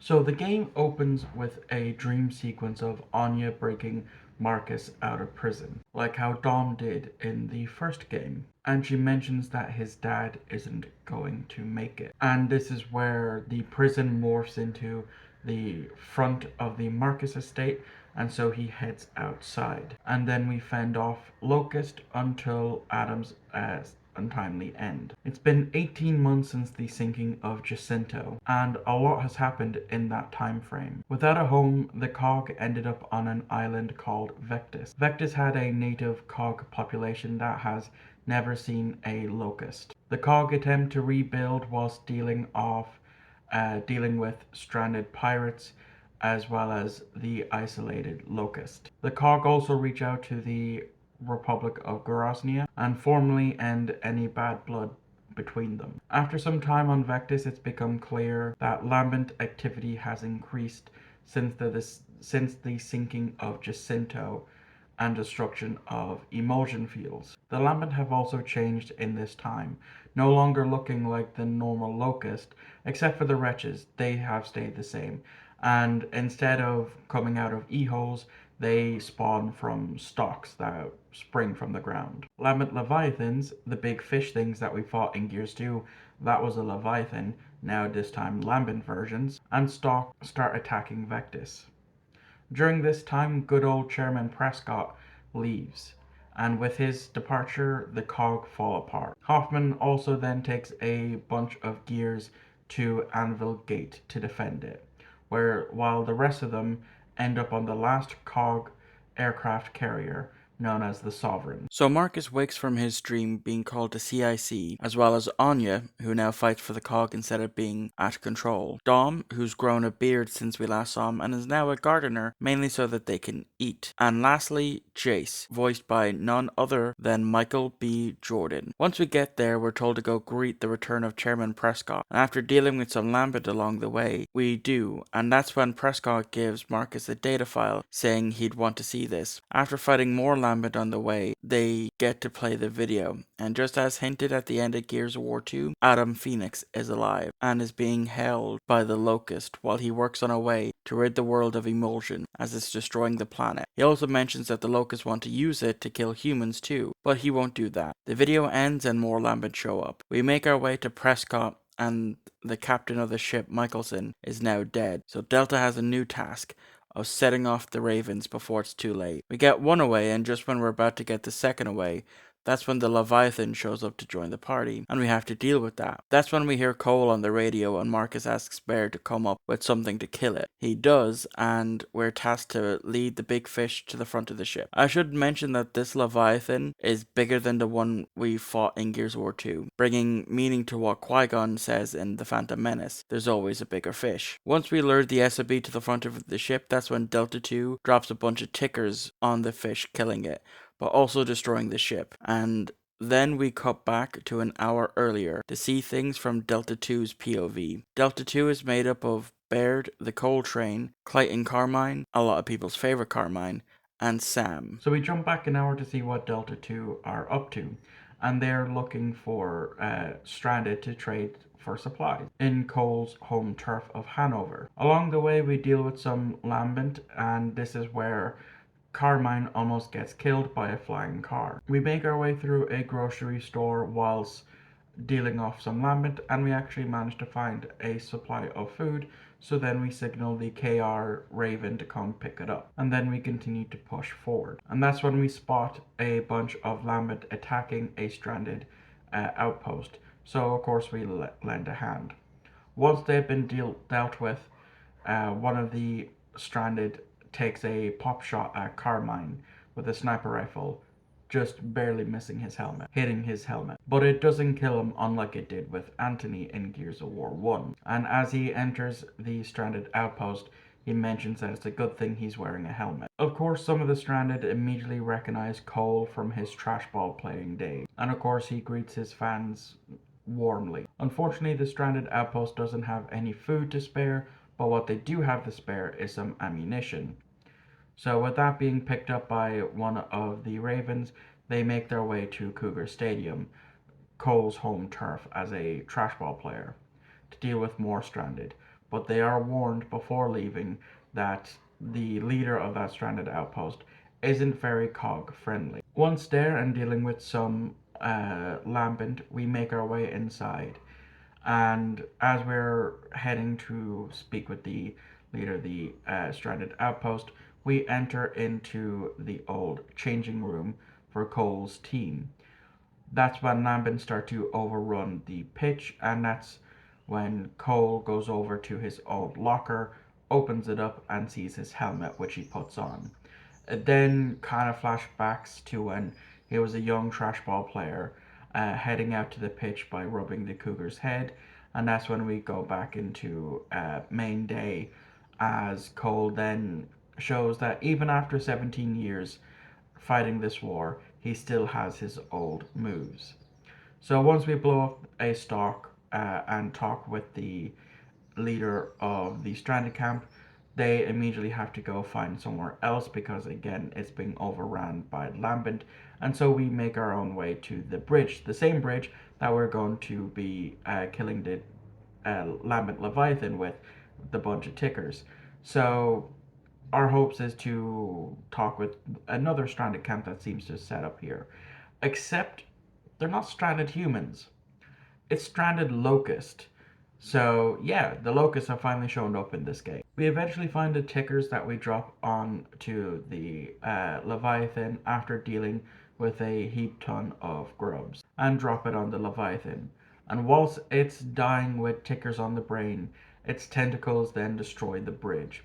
And now we're finally caught up after that, and when Delta 2 washes ashore, they immediately need to make their way to where the Sovereign crashed because they spot a shit ton of locusts heading to that location, including a Brumuk. So we make our way to Marcus and Dom, who we eventually stumble across, who are A-OK. And then we continue on as we get to where Anya and Sam are, as well as Prescott. Prescott is badly injured, but Marcus still needs to have that chat with him. So whilst talking with him, Prescott hands Marcus a device that will help him decipher where Azura is, and with that, he dies. Prescott is dead. But the piece that we need to figure out where Azura is actually with Hoffman and Anvil Gate, who they haven't heard from in about a year. So that is where we are going to head. We ask Sam which is the quickest way to Anvil Gate, and then we have Anya and Sam as well as Carmine stay behind to help with the survivors of the Sovereign, while Marcus, Dom, Baird, and Cole head straight for Anvil Gate through the Badlands. So once we deal with reinforcements and a Brumuk, Baird manages to decrypt more of the message from Adam, and it's not much, but it confirms to us that Prescott faked Adam's death and kidnapped him, bringing him to Azura as hostage. Marcus asks Sam which is the quickest route to Anvil from here, and then sends Sam, Anya, and Carmine to deal with the survivors from the Sovereign. So we make our way to the Badlands, which is nothing but desert. On the way, we spot one of the Locust floating barges and decide to follow it, hopefully capture it, and use as a quicker way to Anvil. On the way, we of course end up fighting a bunch of locusts, as the Badlands is where they decided to start building a new home there after getting the hollow flooded. While making our way through, we get locked in a room full of corpser eggs, and some start to hatch, and that's when Mama Corpser comes down from her nest and we have to shoot her eyes out. I'm replaying this section now that I've watched the first two Alien movies last year. I finally get that this section has a feeling of aliens. Once we kill the corpser, we head outside, and that's when we come across the Locust Queen, who is pissed to see us, mainly Marcus, and informs someone to make sure that Delta and Marcus doesn't make it to Azura. With that, she leaves, and we deal with more locusts and steal one of the barges and head for Anvil Gate in hopes that Hoffman is still alive, as it's been a year since they last had contact with Anvil Gate. So we're halfway to Anvil Gate, and we spot somewhere getting hit hard by Locust, and it turns out to be Dizzy, the conscript who took us to Landdown and last seen fighting Scourge in the beginning of Gears 2. He got lucky escaping, unlike Ty. We set the barge down and assist Dizzy with taking out the Locust. Once the Locusts are dealt with, we make our way to Anvil Gate. As we get closer to Anvil, we spot a shit ton of Locusts on the way to where we're heading. And on top of that, the Locust Queen shows up again and makes us crash land, luckily near Hoffman. Once we are back in the base, which is an old barracks used during the Pendulum War, we fill Hoffman in on what's happened today. Yet all this has taken place in one day, yet it feels like weeks have passed since the giant Leviathan. And that's when the Locusts attack. So of course we go to deal with that. Once the Locusts have been dealt with, Bernie mentions that Sam and Anya are pinned down outside the walls. We immediately jump into action and go to help them. And as we do, that's when the Lambents start to show up as well. We immediately jump into action and go help them. And as we do, that's when the Lambents start to show up. So we have to fall back. But one of the stalks shoots out a new Lambent, a Lambent Berserker, and it's one tough bitch. Baird uses the Hammer of Dawn but can't target well, but it takes out the Locust and the Lambent, except the Lambent Berserker. So we have to kill it, and the only way to is by shooting it in its ribcage when it opens up. We eventually kill it and cut to the next day after looking at the information for Azura. The goal is to use a sub to go underneath the hidden island to get to Azura. So we head to where Maria, Dom's dead wife's hometown, as there's fuel there for the sub. Baird and Cole decide to go elsewhere to find help. Now I know what's coming next in the game and I need to prepare myself for it. But before I jump back on, before that, I need to jump back into Gears Judgment, as there's a DLC or something like that on there that shows us what Baird and Cole got up to while Marcus, Dom, and the rest of Delta made their way to Azura. So the Aftermath add-on DLC type thing opens up with the same cutscene that we see in Gears 3 after dealing with the Lambent Berserker. And the only change that we really see with this add-on is as Cole and Baird are seen running off, we get a oddly placed extra dialogue that doesn't fit. Cole's fits, but Baird's seems very rushed as it's literally the end of the cutscene. So where are Cole, Baird, and Carmine going?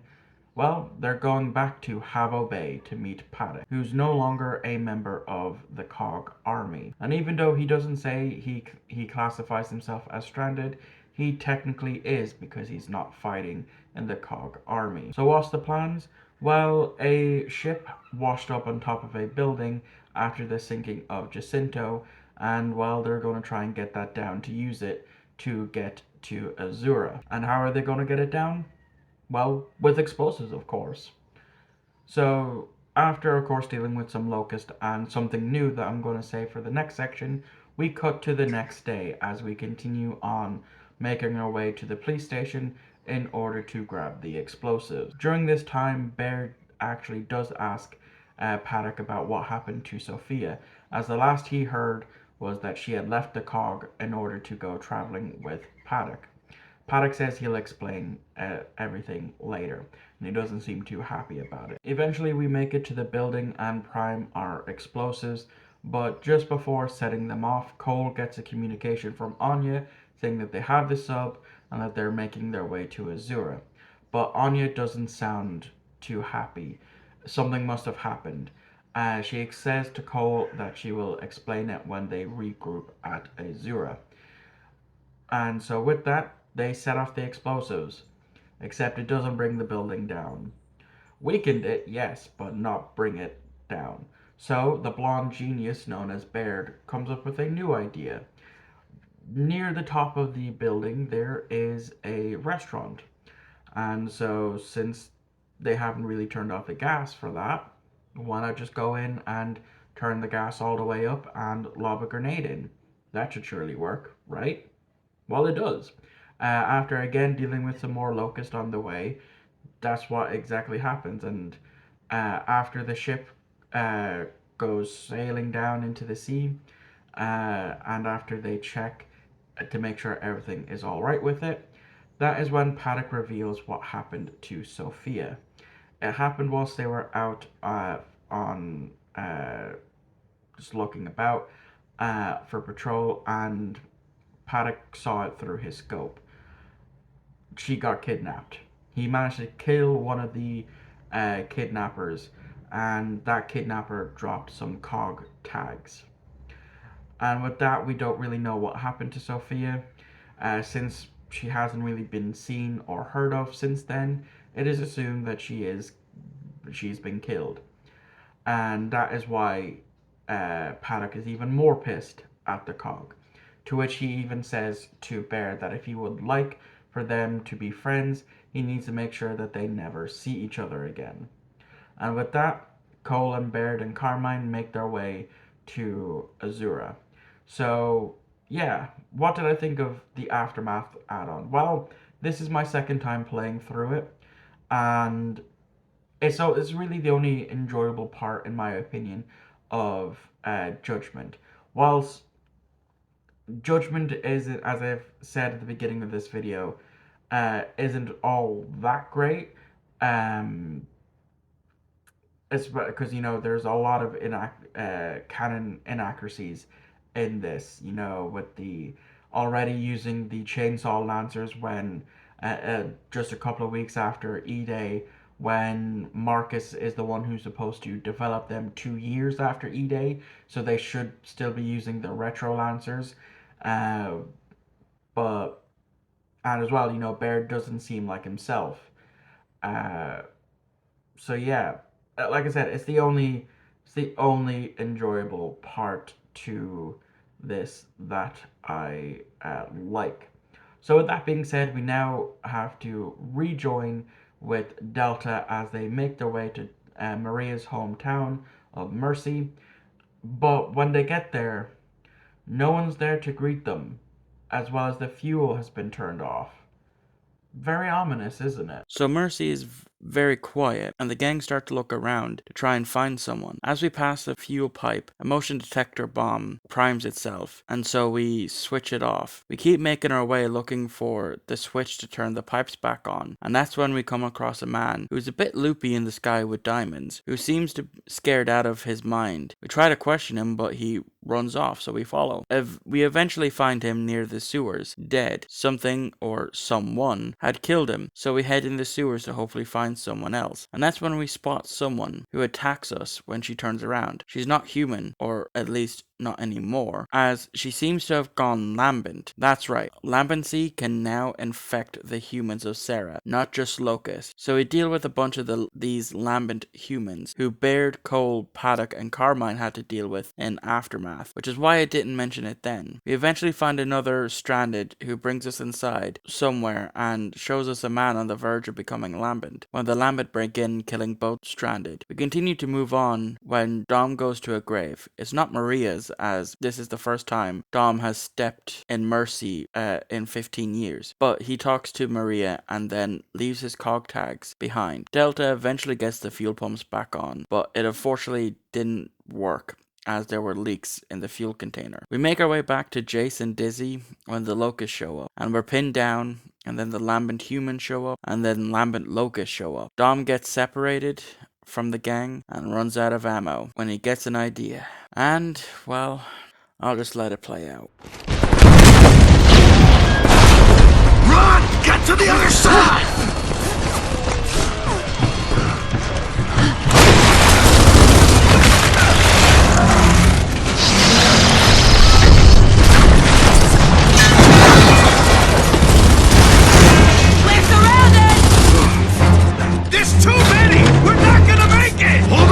Just hold him off!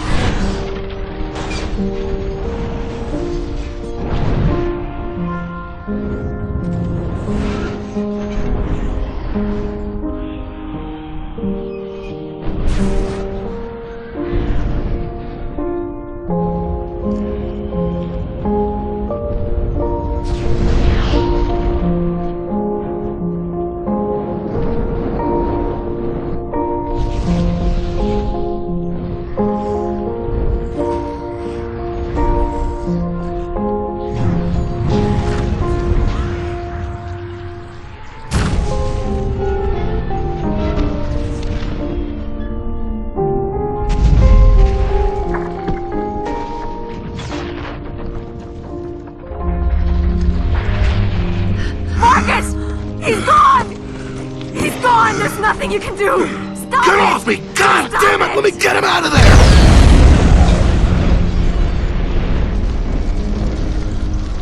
It's okay, Marcus.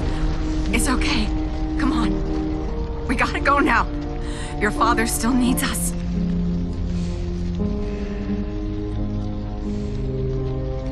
Dom.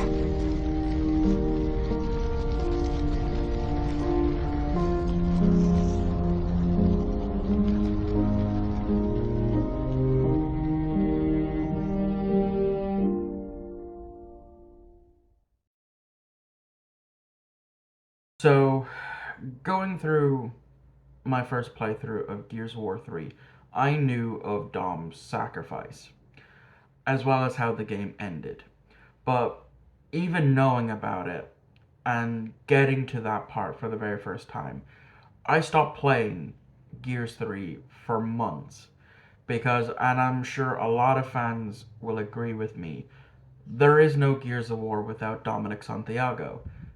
He is one of the main players of the game, and I'm sure a lot of people, a lot of younger kids who played this through Gears of War with, say, an older brother or a good friend doing co-op, played as Dominic and grew attached to him as a character. So while Dom did sacrifice himself in order to save the rest of Delta, to me, I think Dom was already dead inside since the sinking of Jacinto.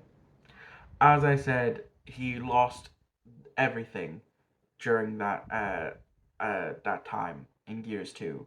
He finally found his wife after 15 years of searching. To see her like that, and then the only thing he can do really is just to put her out of her misery. And on top of that, as I also mentioned, he lost his kids during E-Day. They fell into an opening E-hole. So to Dom, he had nothing left to fight for this war. He lost it all. And the music that they used was just using the instrumental version of Mad World by Gary Jules and Michael Andrews. A song that has become intertwined with the franchise ever since one of the early trailers was released. It's amazing. You know, it really does pull at your heartstrings. And I love that song because of this series. And Marcus, man, he not only did he just lose his best friend, he lost his brother and potentially the only family he had, because his mother died just before E-Day. He thought his father was dead, and to only find out that his father is now alive. But in between thinking his father was dead, all he really had for this last 7 years was Dom. If it wasn't for Dom breaking Marcus out of prison, he probably would have still been rotting away at the Jacinto prison. Like, as I said for the Gears 1 section, Hoffman pardoned everyone in that prison except for Phoenix. And Dom even risked getting court-martialed himself to go and free Marcus. Marcus would also then go on to use Dom's name for the middle name of his son. But I'm jumping ahead of myself there. With Dom's sacrifice, the group then make their way to Char, a place that was hit with the Hammer Dawn strikes in the early days of the war, in order to look for fuel. So as we walk through Char, we see the remnants of the Hammer Dawn strikes. The ashen remains of people littering the streets. And it's through dialogue with Chase that we realize that Anya was actually there with Prescott when he pressed the button. We spot someone running away and we go and follow them, and whilst following them, this person leads us into some traps. But eventually we make it to a building where this person has run off to, and that is when the Lambent decide to strike. So after dealing with the Lambent, we're brought up to talk with the head honcho of Char, who was also big in the Emulsion game. I could look up his name, but I can't be arsed to. So we realize that he shows that Dizzy was kidnapped by him and he tasks Delta to go to a building on the far side of town to bring back their makeshift cable car, and the emulsion shipment that should have been brought back by now, but wasn't. And so that's what we do. We make our way there, fighting off Lambert between here and there. And once we make it inside, we learn why um, the emulsion never came back. Because the humans that were there became Lambent humans. So once we deal with them and make our way back to the up to the roof and unlatch the cable car, that's when we see someone attacking the other building that we just came from. And who's attacking? Well, it's of course Queen Mira, once again trying to prevent us from getting to Azura. So we make our way back and we have to fight our way up to the roof where Dizzy and this head honcho is whilst dealing with Locust. We make our way up there as they're Dizzy and this person is the only two left. Once the Locust has been dealt with, he's pissed off at us because his people survived the Hammer of Dawn strikes, the Locust, and the Lambent. But as soon as Marcus and Delta shows up, he loses everything. But now with the fuel, we make our way to the shipyard to get to the submarine so that we can continue on our way to Azura. We make it to the shipyard where the sub is being held and make our way to it fighting grubs along the way. Once we get to it, Dizzy inspects it and it needs fuel and a rotator cuff. So that's what we do while Dizzy gets it ready and take on a bunch of grubs to get each item. After Dizzy has it working, we walk it out to the hangar door as Locust obviously don't want us, mainly Marcus, to make it to Azura. After dealing with the grubs, we are finally making our way to Azura. And I have to say, for a game that came out 13 years ago, this underwater mission looks amazing, as you are seeing from the footage I've recorded. As we make our way to Azura, we come across a sunken city. We don't know which, as it's not mentioned, but then a fish type thing shows up and looks like it's going to guide us like dolphins do. But it's actually leading us to others like it, and then they start to attack us, so we have to defend the sub. Eventually they leave us alone and we end up in a minefield. We also have to deal with that, but it's not that bad. But as Master Qui-Gon says, there's always a bigger fish, and as always, he is correct, as the Leviathan shows up. We eventually deal with it, and after dealing with some of Azura's defenses, we make it inside. As we get close to the dock, we see a bunch of dead bodies floating in the water. The Locust, the work of the Locust more than likely, as the only human left in Azura is Adam, and a shit ton of locusts between him and us. But our main goal is to turn off the defense system so that reinforcements can land. Once we exit the sub, we tell Dizzy to go offshore just in case things go tits up, and they need to escape. And right away we deal with the locusts that are guarding the train platform, when one of the trains goes boom. As Anya tries to contact Cole, she can't, but Adam answers and starts to point Delta in the right way. As we make our way to turn off the defense system, it looks like the locusts are trying to make Azura their new base of operations. Once we get into the building and head to turn off the system and make our way down while fighting Locust, after killing the last Locust we flip the 3 power switches and nothing, it didn't work. That's when Adam tells us to power off the coolant so that it overheats, and that should turn it off. So we flip the 5 switches there, and then we have to run for the hills to avoid the big boom. Once we make it outside, we see the storm has come to an end and our troops can make it, and that's when Cole and Baird show up and reunite with us. Marcus tells them about Dom, and of course they're heartbroken, like all of us, and Cole is even pissed. We continue making our way to Adam fighting off Locust and Lambent, as this is the Locust's last stand. Adam also mentions that his weapon is timed for the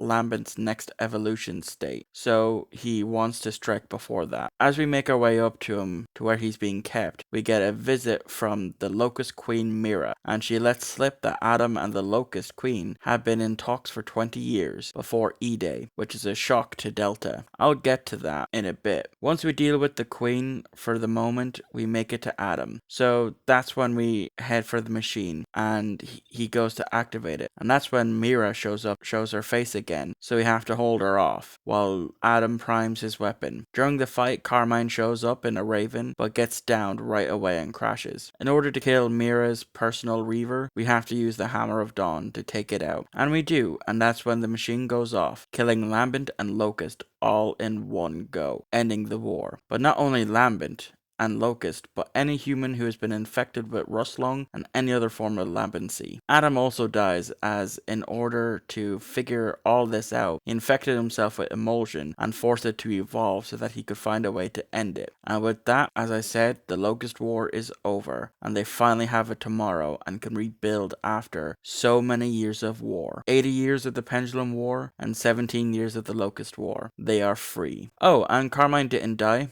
Clayton lived and is the first Carmine too, as well as the fourth brother, who we never learn his name, but I still have a few things to explain before I get into the final thoughts. Okay, so let's quickly cover the things that I have yet to wrap up for the original trilogy before I jump 25 years into the future. So, why did the Locust go to war with the humans? Well, as I've been slowly feeding you the information, you know, the Locust went underground. Whilst going in underground, they were, of course, exposed to emulsion, and then they started to become lambent, and those lambent became more aggressive and wanted to infect other people because, again, emulsion was a parasitic liquid. And then 7 years before E-Day, they had a civil war between the lambent and the locust. And in this time, Marcus's mother went down, found them, and was killed. So then Adam, of course, went searching for why his wife suddenly disappeared, and that's when he comes across Queen Mira. And she explains the whole civil war that they're dealing with and asks for Adam's help. So that's what he basically done. Adam, of course, could have gone to Prescott or someone because as the years went on, for 20 years, he knew of this. But the Civil War only started 7 years before E-Day.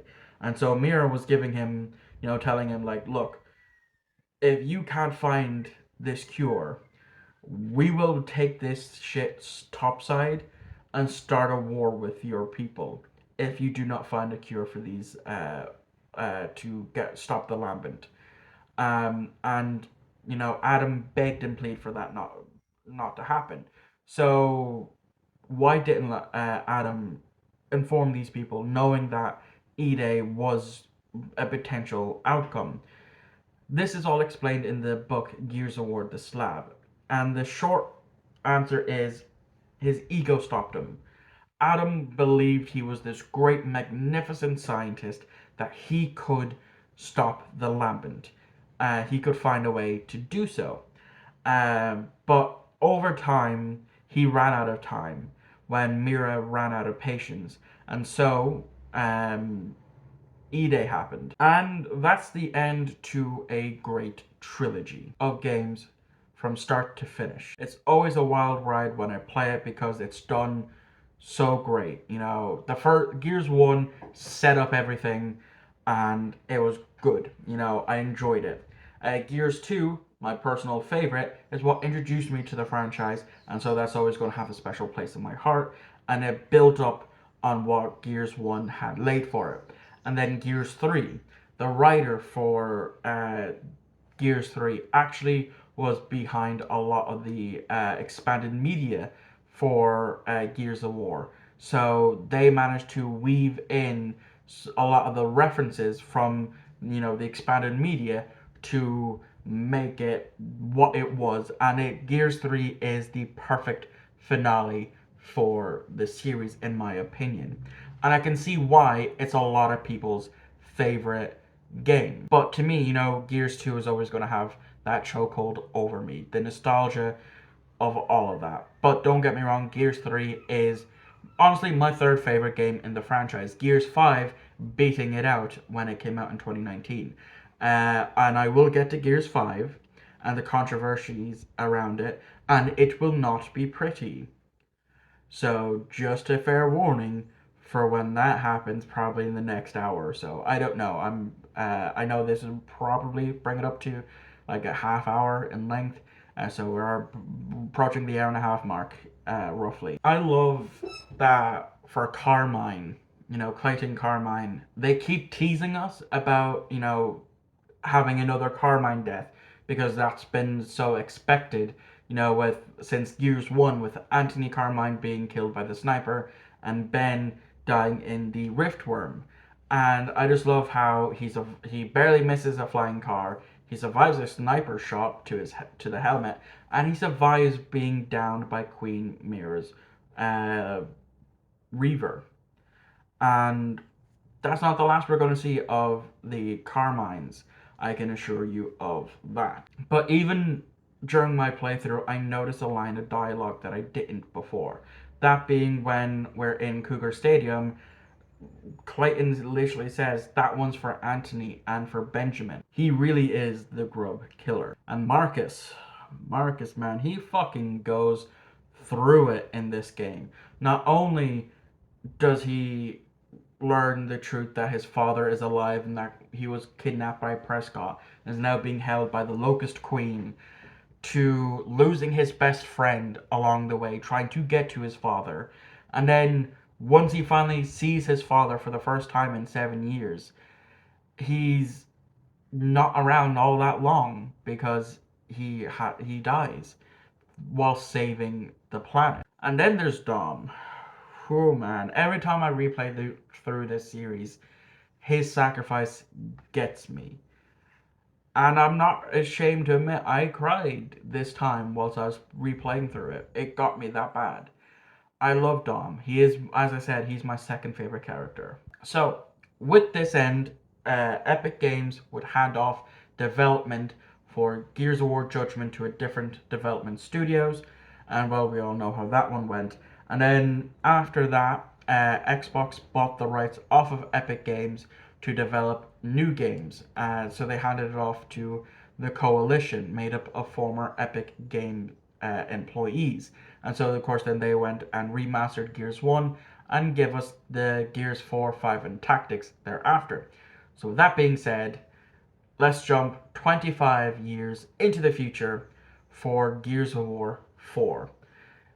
The not so great successful game. So, we jumped 25 years since the end of the First War, with Minister Jin talking about the time Hoffman and Dom stormed a research base for the schematics of the Hammer of Dawn, 2 years BE. We played through this as a no-name gear of no importance. After this, it cuts to E-Day, when we again play as an unnamed gear and meet up with Corporal Kim from the first game, and assist Hoffman whilst taking out the Locust. I love how it keeps with the canon, unlike Gears Judgment. What do I mean? Well, in this we still use what is now called as the Retro Lancers, with bayonets on the end of the Lancer. As in Judgment, they already had the Lancers with the chainsaw, even though it was Marcus who made those 2 years after E-Day. Anyways, it then cuts to the final day of the war at Anvil Gate, where we play as a medic. Then we jump back to present day, with someone in a room looking at our group of characters for this game. JD Phoenix, the son of Marcus and Anya, Kate Diaz and her uncle Oscar Diaz, former COG, and JD's best friend Delmont Walker. JD and Del are also former COG and decided to join Kate's village outside COG jurisdiction, and we joined them outside of Settlement 5. A lot has changed in the past 25 years since the end of the Locust War. Everything's been built by robots called DBs. So why Settlement 5? They're there to steal the Fabricator, a device that makes guns and other things. As we're making our way to the walls of Settlement 5, as it's still being developed, we come across a wind flare. So wind flares are extreme weather conditions that started popping up after the end of the Locust War, and you do not want to get caught up in one. So after the wind flare is gone, we make our way into Settlement 5, and we had to fight a bunch of robots to get the Fabricator and leave again. Now, a lot of Gears of War fans, like myself, hate the early part for Gears 4, because it's literally nothing but fighting these DBs instead of fighting the actual, new threat that I'll get to in a little bit. So it's basically the first 2 acts of the game, you're fighting the DB, and it gets boring and not fun real quick. We also don't fight with a Lancer until we get back to Reina's village, Kate's mom, and even then that's just a retro Lancer. It's not until we get to Act 2 that we get the chainsaw Lancer that we know and love. Now, when I played this game in 2016/2017, I definitely struggled with the early parts of Gears 4, just because of how boring it is. When I play a Gears of War game, I want to be fighting anything other than robots. And I honestly wouldn't be surprised if a lot of Gears of War fans just never finished Gears 4 because of the boring robot sections. Anyways, back to the story. Once we get the fabricator outside, we see a robot with Jin's head through a hologram Skype Zoom type thing. And she mentions that her people are disappearing, which is the first our gang has heard of it. And then her bots get ran over, but that doesn't stop the DBs from attacking. We eventually get the fabricator back to the village and get to third degree from Reina, but then Robo Jin shows up talking to Reina about her people going missing, and once again her Robo self gets taken out. We then have to fend off the DBs as they attack the village, whilst villagers hide away. There's a Carmine. He gets mentioned. His name's Gary Carmine. I literally had to look up his first name because it is not mentioned at all. And surprisingly, he has a little bit of backstory. But this Carmine gets killed right away, continuing on the running joke of a Carmine dying in nearly every Gears game. The only bit of lore that I could find was that he was born 17 years after E-Day and hated the COG, but looked up to his relative Clayton Carmine as a hero. Anyways, after saving the village, it cuts to night. And that's when they appear and take everyone from the village, including Reina. Now, Reina did try and fight one of them off and managed to sever his hand, but they all, except for our trio, get captured. JD and Dell walk over to the severed hand and instantly recognize it. JD cuts off a crystal portion of the hand, and the plan now is to make a detour to see someone about it. With that, we saddle up and head to see this mysterious person. It's Marcus, by the way. I've mentioned that JD is Marcus' son, so if you didn't know who I was on about, whoops. So we arrive at the house, and we make our way to the small house that's next to the big house. This is also where we learn that JD was sent to boarding school, where he met Dell, who was orphaned. There's a gate that you can go through before you enter into the small building, and a cutscene plays, and I'll let that play out now.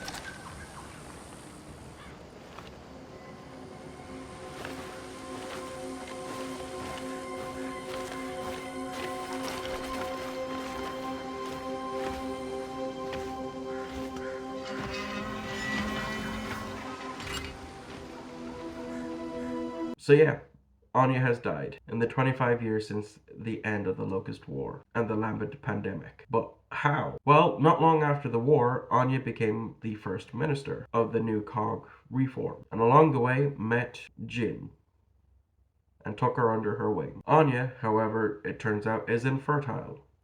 It's not stated what caused the infertility, but the current running theory is that it was caused by emulsion, but it's never been confirmed, to my knowledge, on a quick Google search. Anyway, Jin managed to come up with a way to help infertile women actually get pregnant.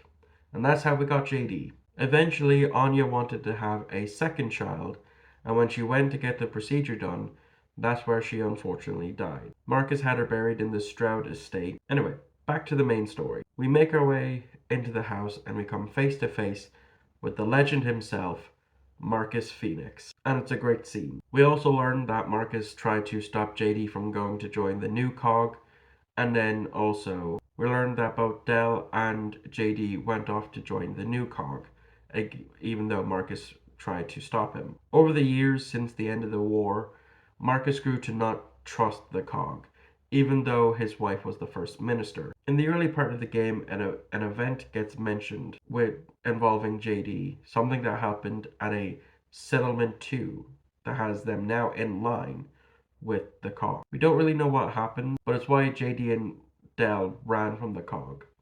Well, it actually does get mentioned in the next game, but I'll get to that eventually. Marcus isn't in the mood to deal with JD until he shows Marcus a crystal thing that he cut off the arm of what attacked the village. Marcus recognizes it right away, and that's when Robo-Jin makes another appearance. After some small talk, Robo-Jin gets a good old Lancer chainsaw to the chest. Man, she can't catch a break. Anyways, this of course pisses Jin off and sends in the DVs destroying Anya's house. The gang make it to the main house and up the stairs to grab some family heirlooms. What are these heirlooms? JD and Dell's COG armor, as well as Marcus's old armor and Anya's, a bunch of old gear, like lancers with chainsaws, which in this game I guess they are now referred to as custom lancers, which I get it technically is, but also I'm sure many people just call it a lancer. Dealing with more DBs and the destruction of Marcus' truck, Marcus has a plan B, so we sneak out of a secret tunnel and make our way to the barn while fighting off more DBs and a windstorm. We eventually make it to the barn and escape on motorcycles, which was the statue you could get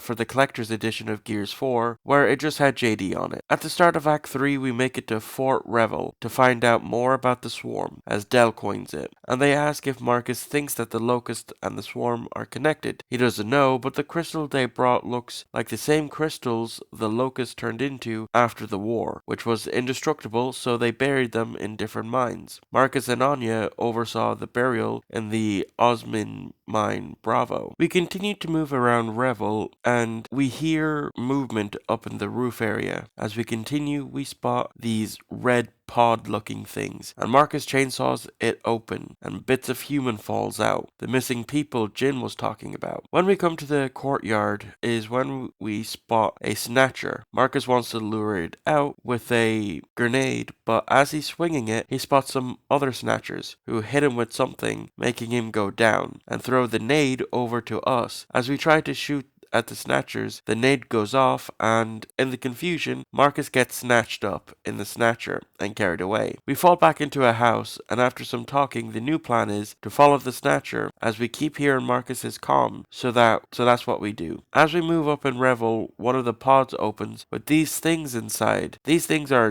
the new wretches, called juvies. After dealing with the juvies, we continue on, and when we make it to a church, that's when juvies go into this thing in the ground and come out as a drone, fully grown. Once dealing with that and others like pouncers, we finally make it to the mine, and we use the old ore carrier to go down to find Marcus. We make it to the ore carrier, and after restoring the power, we slowly make our way down. Things go smoothly until it doesn't, as per usual. Let's just say by the time we get to the bottom, the carrier's on fire. As we continue moving forward, we see the crystallized dead bodies of the Locust, and I don't think the coalition meant for this, but to me, I can't unsee it. They made it look like a turd with crystals glued on. But eventually we get our answer on if the Swarm are Locust, as one breaks out of the chrysalis state. So the Locust never really died. They just went dormant for 25 years, and the COG did the stupid thing of also burying the Locust guns with them, so they already had a head start. Eventually we make it to a large open space, and that's when we fight a Snatcher. And I swear, every time I fight a Snatcher in this game, and Gears 5, when the Snatcher takes me, there's a 99.99% chance that the team's AI won't shoot me free, and I have to start over again. Eventually we make it out, and hear Marcus's comm, so we go looking for the newest pod that was made, and we find him, and I'll let the scene play out.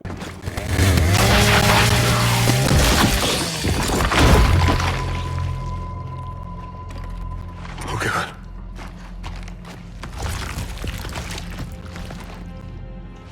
Dad. Oh, come on, Dad. Dad! Dad! Damn it! Come on! Oh, come on! Come on! God damn it! Wait, damn it! Get up! JD, Dad! stop. Get up! Come on, Dad, get up! Come JD, on! stop! You gotta let him go. He's gone.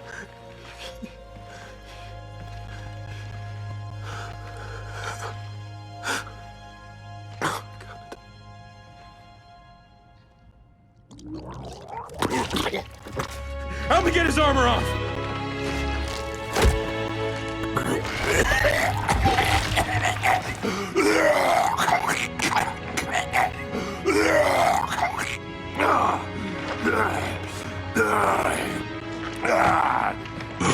You're okay, Dad.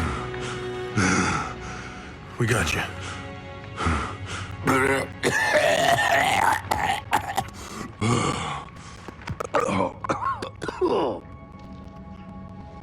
Wow. You smell bad. James. In that pod. I was in their network. Network? What network?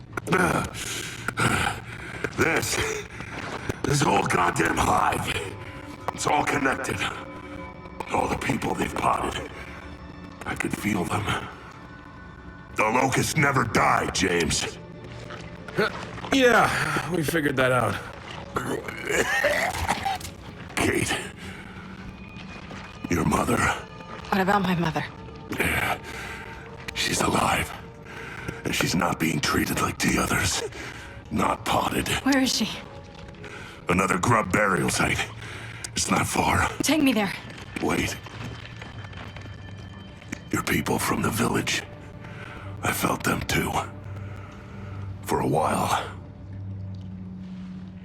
They didn't make it.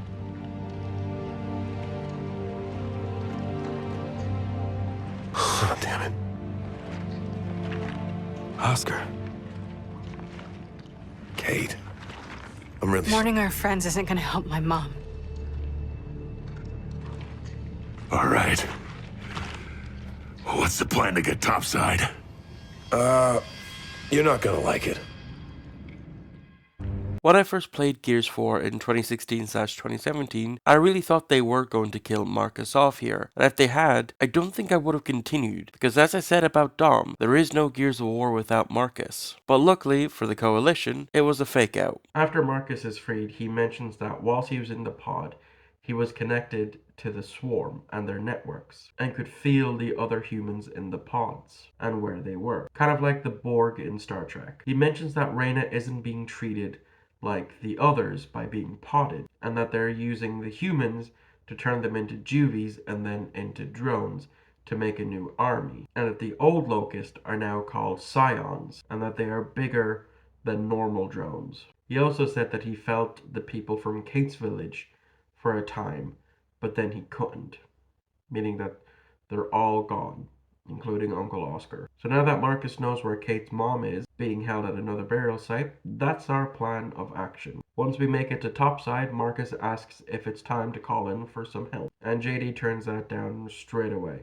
Also, Kate says no detours, and then she goes on a bit of a rant, saying that if they had gone on a detour, Marcus would have been a puddle and then turned into a juvie.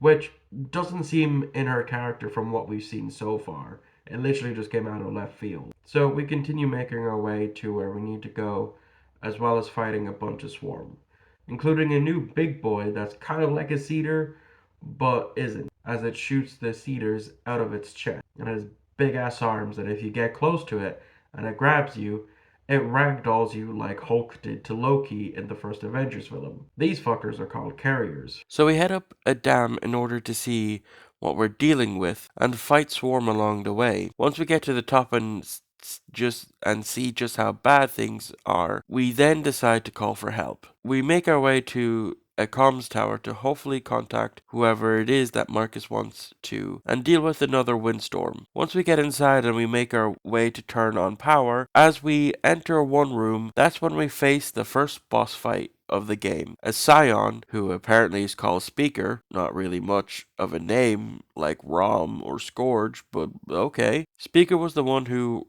Reyna fought and cut off his hand in the end of Act 1, and he calls in his pet, a Swarmok, the evolved form of a Brumok. So we have to reveal power coils and shoot at them enough to zap the Swarmok in order to reveal the blisters from the emulsion crystals, which I didn't know the crystals are from the emulsion, so unless I'm forgetting when that gets mentioned, it's news to me. Eventually we deal with it and head for the abandoned town where we will be meeting the people Marcus called. And that's when who else but Robo-Jin shows up, now knowing that it isn't us four taking on the whole Cog army and wants us to go back to New Amphira to talk things over. That's when Robo-Jin gets hit with the Pouncer's Quill and it somehow turns the body of Robo-Jin evil and tries to choke JD out, even though JD didn't say what the safe word is. He manages to stop the robot, but this is also a teaser for things to come for Gears 5, but I'll get to that soon. So we make our way through the city to make it to the radio tower while fighting Swarm, and we eventually make it to the radio tower, and Marcus goes in and calls for help, and comes back out with a fabricator, and we then have to hold down the fort while we wait. Eventually we deal with the Swarm, and the mysterious person drops a flare for us to head to. Once we get there, 2 giant DBs show up, and I'll let the scene play out.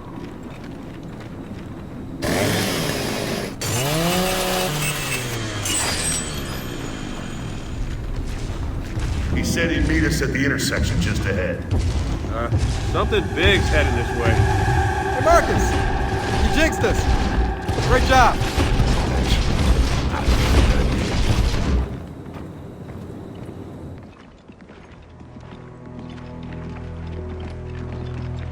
When Marcus Phoenix calls in help, he does not mess around.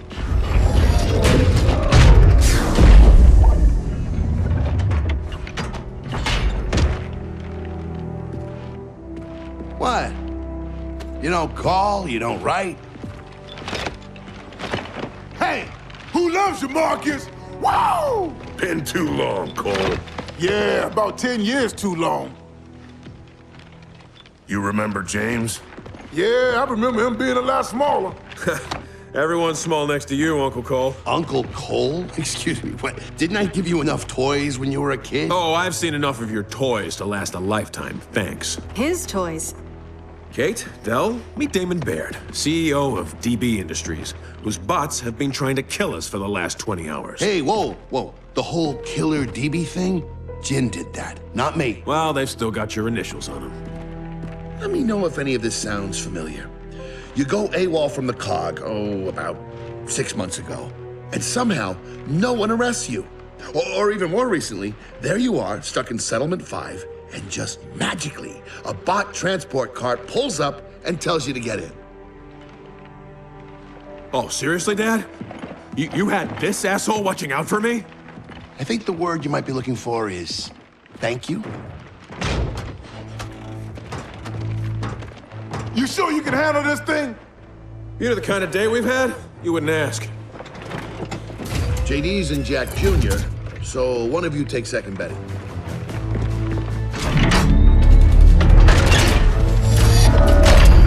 So they back. Really back. I kind of missed them in a weird, messed up sort of way. I know what you mean. And there's our ride. I'm here, sweet cheeks. Ready to go? Tell me your wife wanted to do this. Sam and I aren't married. Special lady friend, please. And she insisted on coming.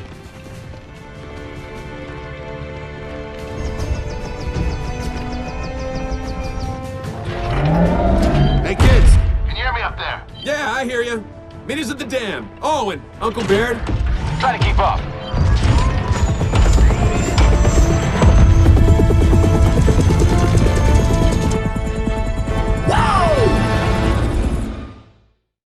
When I first played Gears 4, I was so happy to see Baird, Cole, and Sam, because as I was playing through the game, I thought that the only legacy characters we were going to see was Hoffman in the beginning and Marcus. But as soon as Baird got out of Jack Jr., I got super happy because I grew up with these guys. It's the whole reason why I'm making this big ass video in the first place. No Carmine though, which is a shame. So we make our way to where Reyna is fighting Swarm in Jack Jr. and Betty 2. As we are fighting, as well as fighting two Swarmoks. And the gun we use isn't great, as it fires saw blades in multiple directions, and trying to hit the blisters on a Swarmok isn't great. Took me a few attempts. Anyways, we make it to where we need to be, and we then have to fight the final boss for this game, which, after googling its name, is referred to as Hive Beast. And as a boss fight, it wasn't great, being honest, as you have to shoot the tentacles, and whilst you're using this shitty gun, you hear from Del, Kate, and JD that you had to fire on the tentacles over and over and over again until all four are dealt with. You do kill it in a sick way by using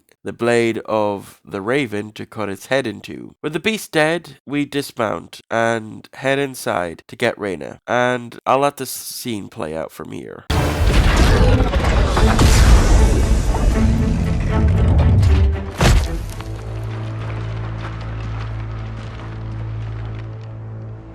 Let's go get her.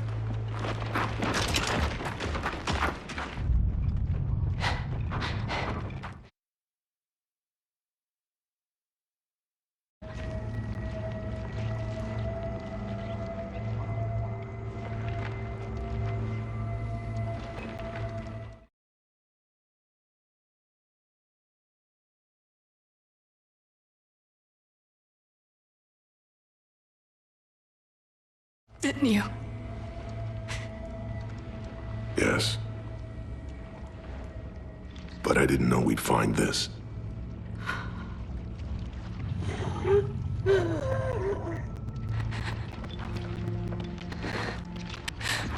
If I'm released, I'll die. They've seen to that. Katie, cut me close. Please. Reyna, please. JD. You can't ask her to... Don't. Just let me say goodbye.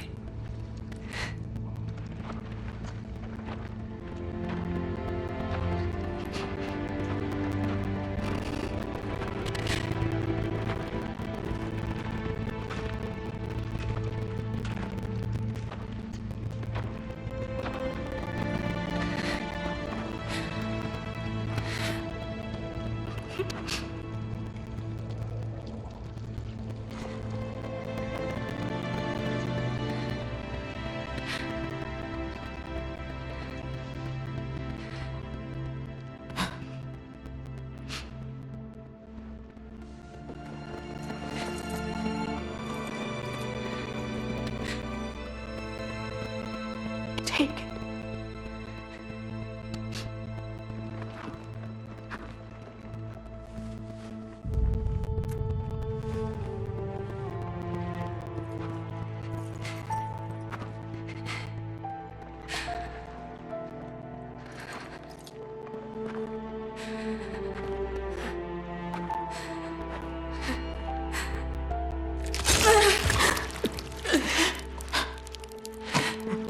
Again.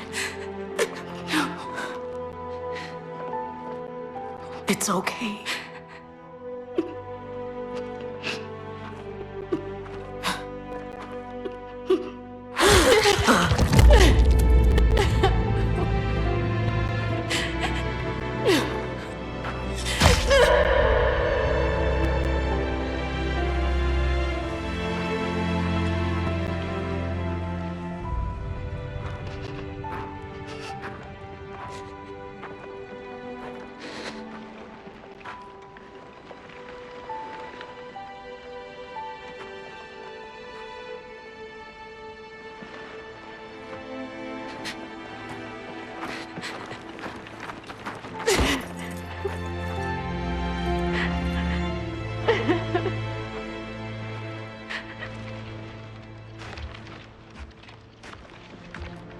This isn't over. So get her somewhere safe. I don't need protection. I know. You need time. Trust me. I've been there.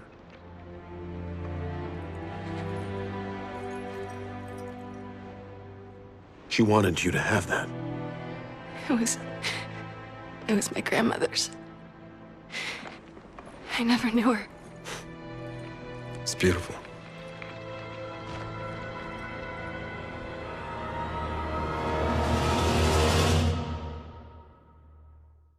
So yeah, that's the end of the game, confirming that Reyna and Kate are descendants of the Locust Queen Mira. How will things be affected? How will this affect the story for Gears 5? Well, I'll get to that as I talk about it. There is a post-credit scene showing that Oscar is alive. He managed to get out of the Snatcher with his blade. So what are my final thoughts on Gears 4? Well, it has its ups and downs. To start with, having to go through 2 acts of fighting nothing but robots instead of, having to deal with, the new threat of the swarm is like, I get it. It's to ease us into things, but it's also boring as shit. Like, if I wanted to play a game where I fight robots, I'd fucking throw on one of those futuristic Call of Duties or something like that. And as I said, I wouldn't be surprised if a lot of Gears of War fans just never finished Gears 4 because of the robot sections. And as for our main trio, JD's okay. He's not the best, but he's certainly no Marcus Phoenix either. But aside from that, he's okay. But we still need to find out why himself and Dell left the COG.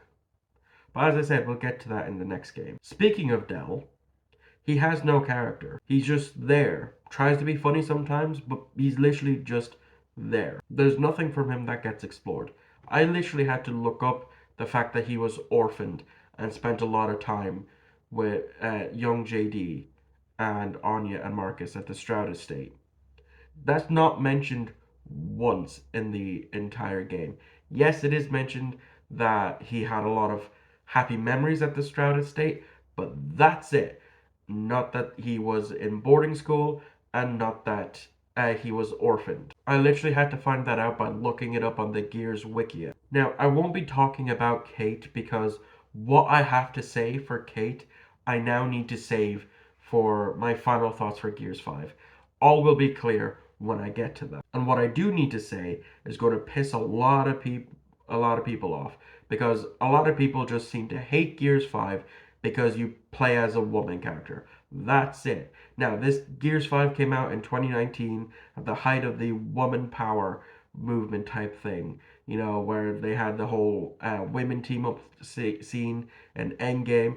I know that pissed a lot of people off, but I'm getting ahead of myself. I need to save that for when I get to Gears 5. And as I said, it'll be a long rant. I know this video is already long as it is, but it's a stupid notion. This trilogy is all about Kate. It's always been about Kate, if you've actually fucking paid attention. Anyway, again, save the rant for later. Now, I remember when this game got announced and that the new bad was going to be called the Swarm. I had no idea that it was actually going to be the Locust when I first started playing, until, it eventually got confirmed that it was the Locust. Now, I don't mind it, except for the Snatchers, Pouncers, and Carriers, and Scions, because those motherfuckers take so much ammo to kill. Now, I'm not talking about 1 or 2 mags here. No, I'm talking about nearly my whole goddamn ammo to kill one of these motherfuckers. And as I said, when it comes to Snatchers, 99.99% of the time, when I get captured, it's an immediate game over and I have to start again. Because the fucking AI just won't shoot the bastard and thing to get me out. And if it does shoot, it more than likely just fucking misses. Now, I don't know if this is just me, but when I was playing this, I noticed I was going down for revive more often. Now, this wouldn't be too far-fetched if I was playing on some of the harder difficulties, but throughout my entire replay through of this franchise, I've been doing it on normal difficulty. But maybe that's just me being bad at the game. I don't fucking know. So overall, as a first proper game done by the Coalition, it was okay. Very mixed bag. They had a lot of room to improve. And thankfully they did, because as I said, Gears 5 is my second favorite game in the franchise. So with that being said, let's jump straight into Gears 5, the final segment of this video. So the game takes place not long after the end of Gears 4, but there is extra stuff that happened in a book called Gears of War Ascendance, where a few things happen, but nothing really worth mentioning. Apart from straight after Reyna's death, that's when Kate starts to have these nightmares, and then Baird and Jin are talking about how to improve the DBs because they keep getting mollywopped by the swarm. And also Baird would like to switch back on the Hammer of Dawn, which was turned off by Anya when she was First Minister. But Jin objects to this. There is an epilogue in the book where it talks about how Baird goes to this secret lab in his mansion and finds files that mentions a Hammer of Dawn satellite in Azura. That's right, folks, we're going back to Azura after 25 years since the end of the Locust War, as well as the Lambent pandemic. The game opens with Kate having nightmares. She's been having these since her mother's death. Sam drops us off and we make our way to one of the silos that might have an early version of the Hammer of Dawn satellite. It's also mentioned that the COG used Azura as a burial place for the Locust. So we make our way through the falling ruins of Azura and fight off Swarm. While we do, we eventually find what we are looking for and set off the rocket, but the launch doors won't open. That's when JD has the smart/stupid idea to go into where the rocket is and manually open the doors. Del joins us and we barely make it back alive. Marcus isn't too pleased with this and we make our way back to New Enfira. Marcus goes to try and smooth things over with Jin before Del, JD, and Kate go see her. So they go see Baird instead. This is when we are told that the satellite can't find the others, even though they are there. We are then given a new jackbot, which can be upgraded, which I'll get to in the gameplay section. So we go to borrow one of these components to upgrade Jack, and that's when we run into Foz, a new character voiced by Rahul Kohli. Now, I love Rahul from iZombie. That's where I got introduced to him. But when he announced that he was going to be a part of the Gears of War series, I was really excited because, like I said, I really enjoyed Rahul's character in the iZombie series. Anyway, after being introduced to Foz, we head to Jin's office where she decides to give us the third degree and says that she will never authorize the Hammer of Dawn being put back online. We get interrupted by Carmine. Yes, Clayton, the Grub Killer Carmine, is back. And there are issues at Settlement 2, so we immediately rush out to lend assistance. As we head over to Settlement 2 to join Carmine, our Raven gets hit, and we go down hard.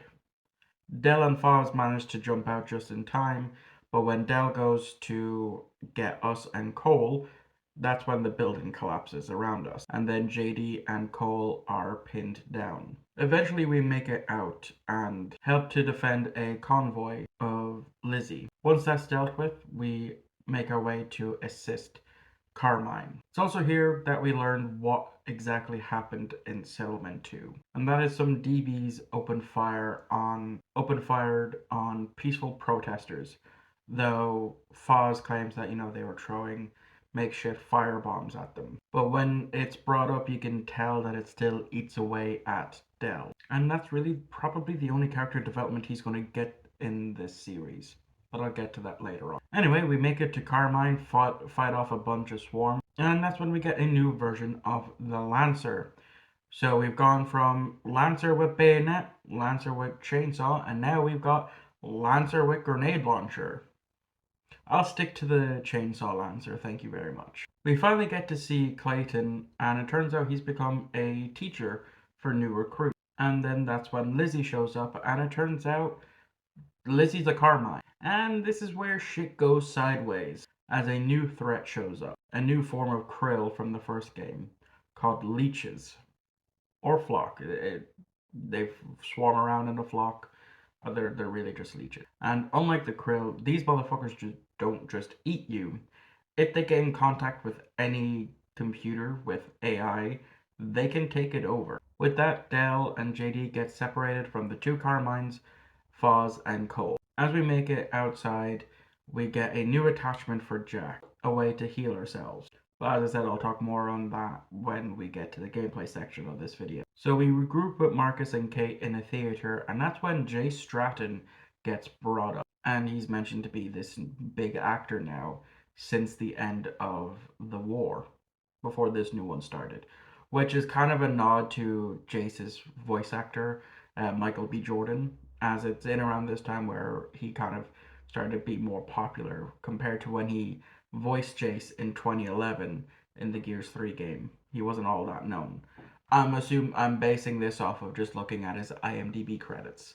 I could be completely wrong on that one. As we make it to the front of the theater, we regroup with Cole and Foz as they brought us a Swarmok to deal with. And I just love how this ends with Cole running off to do something only to come back on a fucking motorbike with a bunch of grenades on it and rides it up this thing into the Swarmok's mouth, killing it. It's after this that we learned that it was JD who gave the order to fire on the protesters, which Dell and Kate didn't know. I think Marcus did, as he hangs his head in shame. Lizzie arrives to pick us up, as we are told to leave Settlement 2 as it's seen as a lost cause. When the swarm show up to the party and Lizzie's convoy gets stuck with her door being smashed in, JD has an idea. He contacts Baird and tells him to use the Hammer of Dawn, but he can't as it doesn't have the correct targeting data, so JD says to just use his armor as the target. This works and the swarm are killed, and JD survives, except the satellite can't be controlled and starts firing at random, then heading for the convoy. JD tries his best to free Lizzie, but it's too late. Another Carmine lost. We then jump 4 months later, and now we're playing as Kate, as we head to an outsider village, and the remains of the Riftworm we killed in Gears 2. So we enter into the outsider camp and make our way to see the chief, as it's been 4 months since the Hammer of Dawn strike in Settlement 2.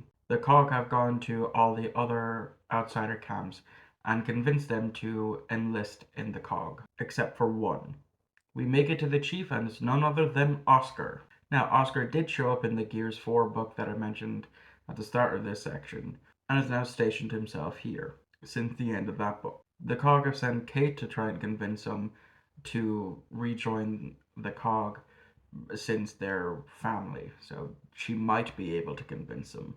Unfortunately, that's when the swarm decides to attack. Eventually, we make it to the front gate, and that's when we hear Foz's voice dealing with the swarm outside. And just before we make it out, a snatcher shows up and knocks both Oscar and Dell out of the way and snatches Kate. But this is different, as we're inside the snatcher, we hear a familiar voice. Queen Mira, her voice, as Mira instructs Kate to control the swarm, and she does, rather reluctantly. We start with a juvie and then work our way up, and eventually grab Oscar by the throat and kill him. That's when Marcus shoots us out of the snatcher, killing it, and we run back inside to see if what we've seen is what we've done, and it is. JD walks up and says sorry to us. In the 4 months since, JD has changed, and not in a good way. He has no hair except a beard and a scar on his face, just like Marcus has, and his arm constantly needs stim tacks to keep it at bay, the burn marks he got from the Hammer of Dawn.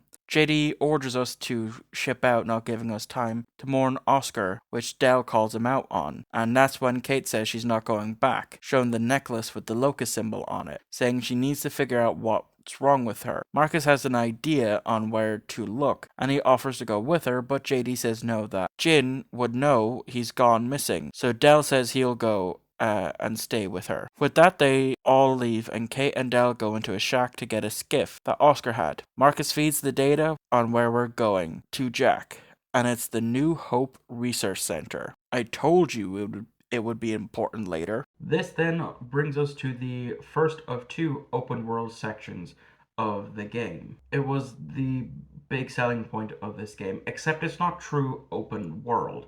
Yes, the ice-scapes of Mount Kadar, is open world and you can go and explore places.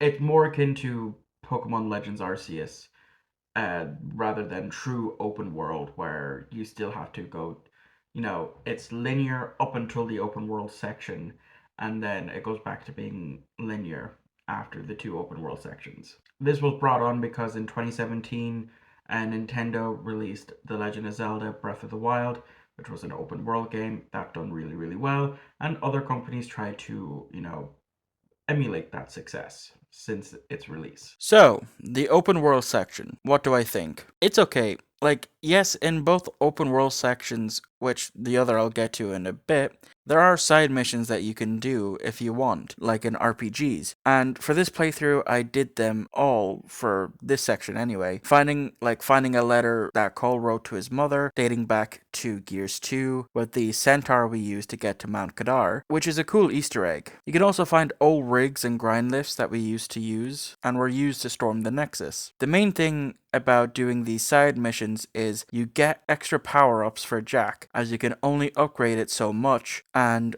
when they are actually useful. So the skiff, how does it handle? Fine, actually. I don't really have an issue with the skiff. With that being said, let's get back to the main story. So we make our way to the New Hope facility, and make our way in, dealing with Reject. These are the DBs that have been corrupted by the Flock, as well as Swarm. We fall down to a part that even Marcus didn't even know existed, where Niles kept the children he was experimenting on, to try and find a cure for rust lung. Anyways, we eventually make it to where Marcus shut off AI Niles in Gears 2 and turn him back on. And that's when Dell tells Jack to extract information from his database, but before anything can be said, that's when the Flock show up and, well, the New Hope facility goes kaboom as we run to try and avoid the boom. Back at the skiff, we radio Marcus. And turns out Jack got a pretty decent amount of data from the New Hope facility and learned that a message was sent to a secret research lab. Marcus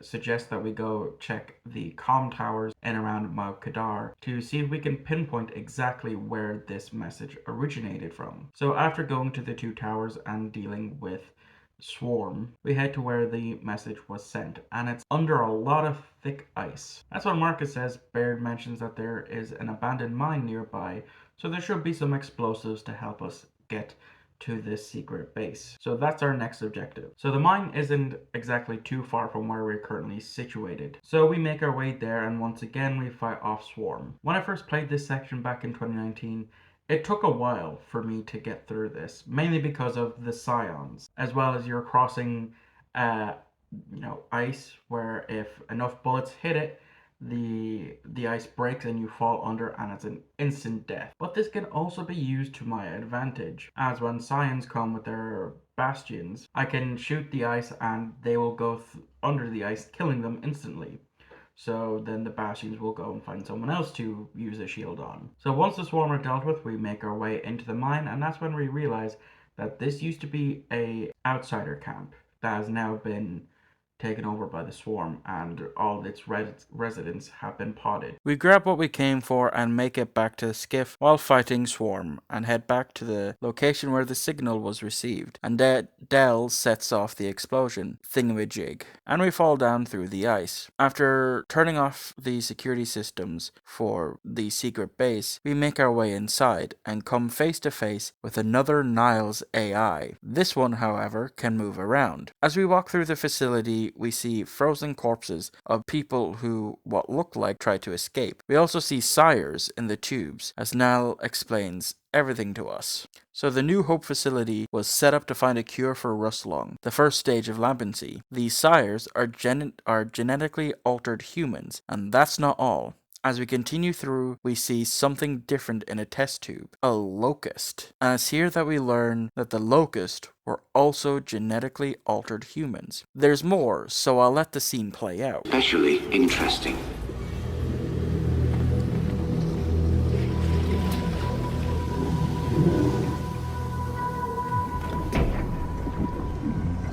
What is it? That is one of our first successful hybrids. Hybrid? You mean a locust? One and the same. In our previous facility, we had problems with genetic stability. The sires were distempered and sterile, a problem for obvious reasons.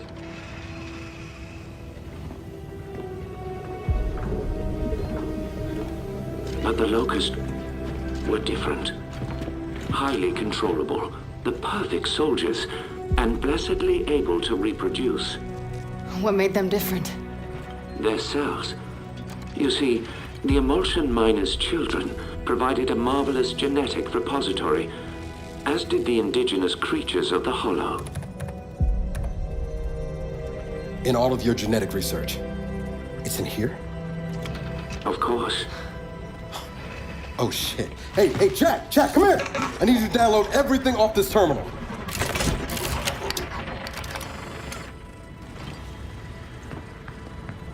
Oh, man. I don't think I want to know what any of these file names mean. But when the extent of one very special child's genetic immunity to emulsion became clear, our work began to soar. Please, go ahead. That, of course, is Mira, or as you know her, Queen Mira. You bred her with the sires? Nothing so monstrous. Her stem cells, however, were delightfully complementary to sire DNA. But we underestimated so much. Young Mira's strong maternal feelings, for instance. Let me guess. She led her children to slaughter you all. No. Well, yes. But I meant her more traditional maternal feelings for her daughter. Little Raina. Your mother. What? You're lying. I am not. Your mother was born here and taken from us by her spineless father, thus causing young Mira's unfortunate rebellion. Why are you telling me this? You have so many gifts you do not yet understand. Hey, what's going on? He will kill you if he knows. They all will. What did you just say?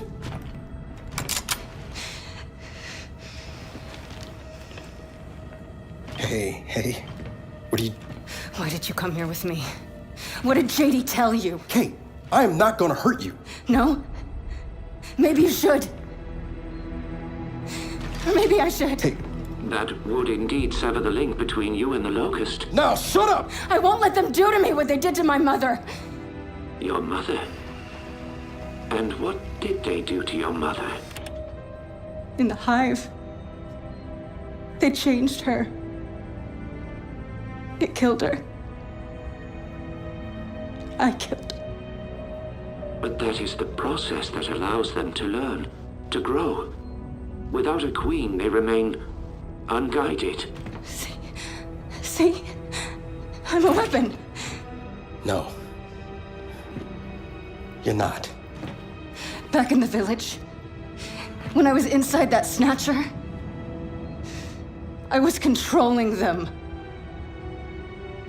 What? I think I killed Oscar. Wait a minute. You think? Or you did? I don't know. I want it out of my head. I want it to stop. Okay.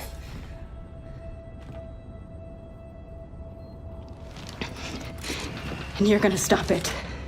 And if I do not? Then we delete you and destroy every bit of your precious research. Then please, allow me to assist you.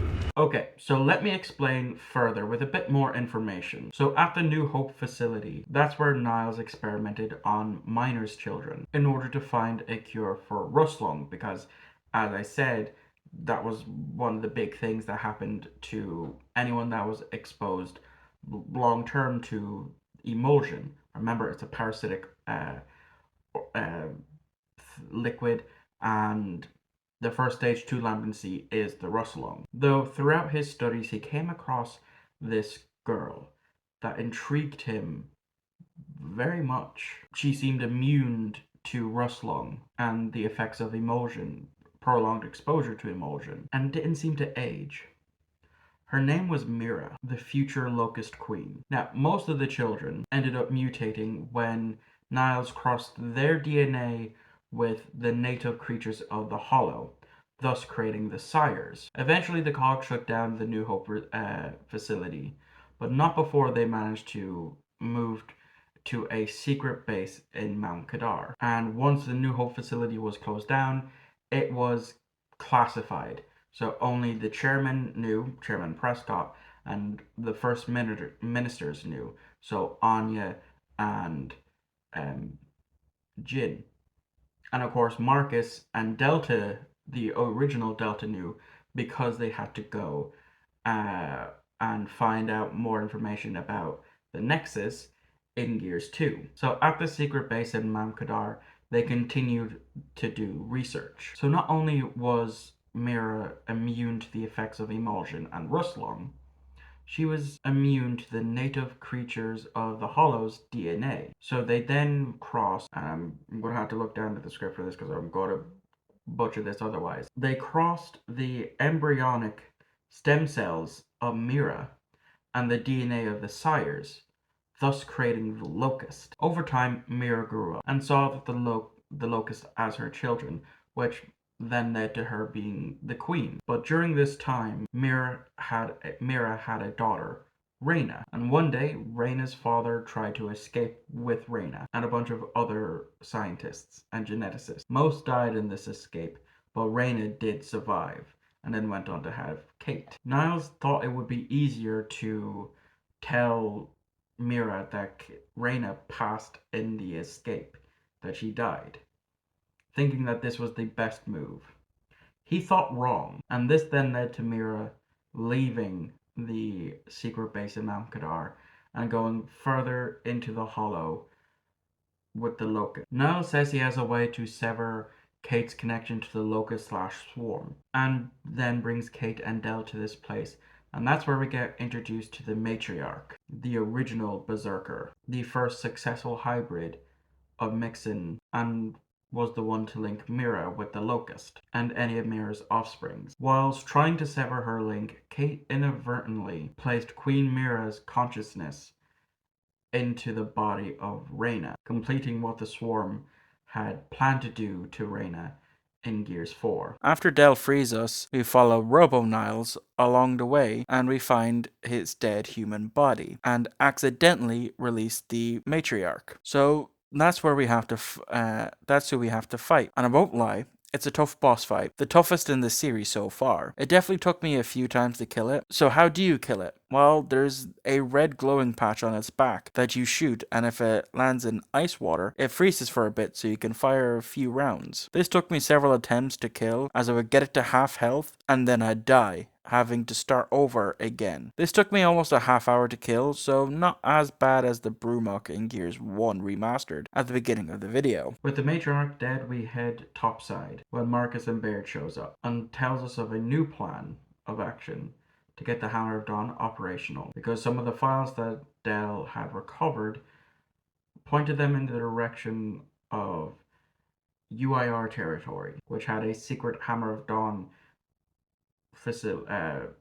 satellites just waiting to be used. And since Baird has a former UIR contact, things go swimmingly, and they make their way there to Vascari, which then leads us into the next open world section of the game. So who's this secret former UIR contact?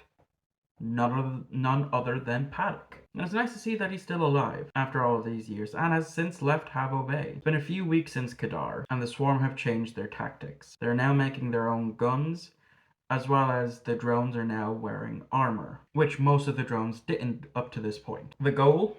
To head to the rocket silo and prep the Hammer of Dawn satellites to then launch and hope that they connect to the one already launched at the beginning of the game. But because there's wind flares, instead of just dropping us there on a Raven, we have to use the skiff. And just before we head out, we get an unexpected Raven arriving with JD and Foz here to help. They apologize.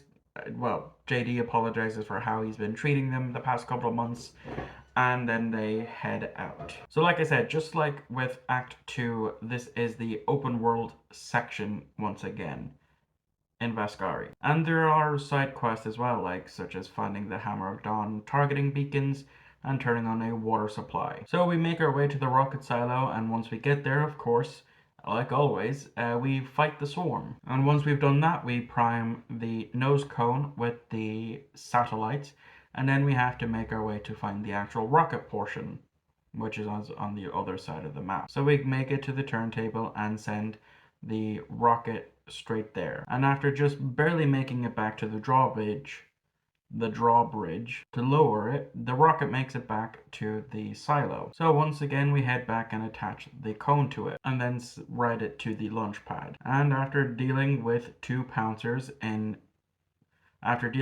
snatchers in a very cramped location, as well as 3 scions on top of that, we attach the nose cone to the rocket and then ride it to the launch pad. Once there, Jack accidentally starts the ignition sequence and we have to run for the hills. But before we can even do much, that's when we get attacked by something. A new enemy relative to the riftworm that we fought in Gears 2.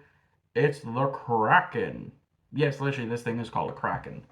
I had to look it up. And it isn't really all that hard to kill. You know, there's sections that we have to shoot open, and it also is apparently where the leeches come from. Eventually the Kraken dies as the rocket starts to launch, and of course we run like hell to get out of its way. And that's when Paddock shows up in a Raven, and then we make our way back to New Enfira. When we get there, we make our way to Baird's office, and the satellites work, but we need to test it properly first. That's when Marcus informs us that Jin has heard of the situation from Mount Kadar and wants to use Kate to locate where the new Nexus is and where the new Queen is.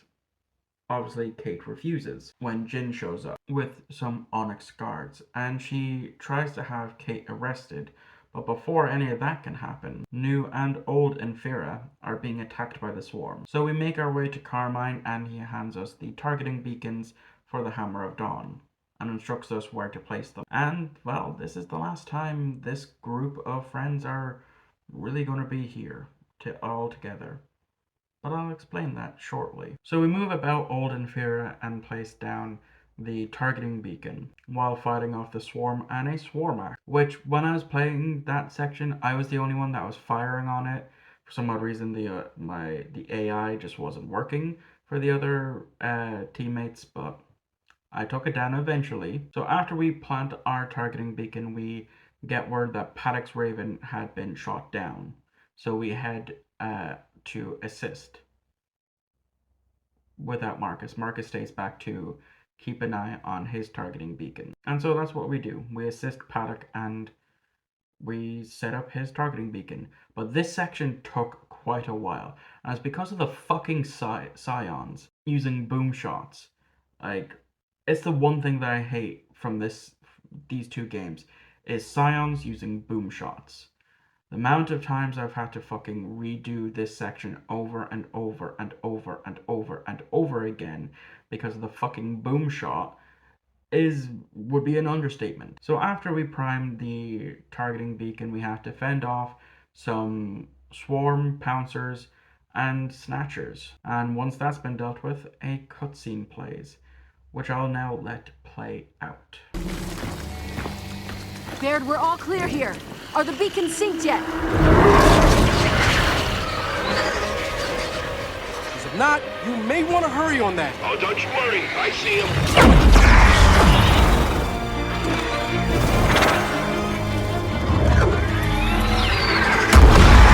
Oh, nice shot! Oh, shit!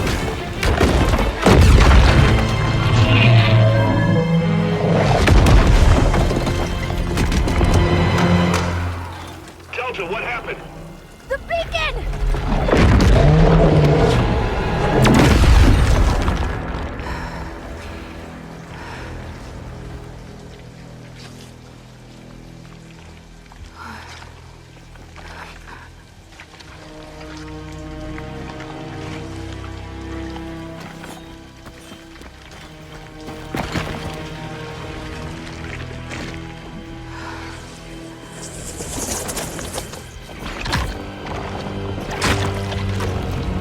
You failed us!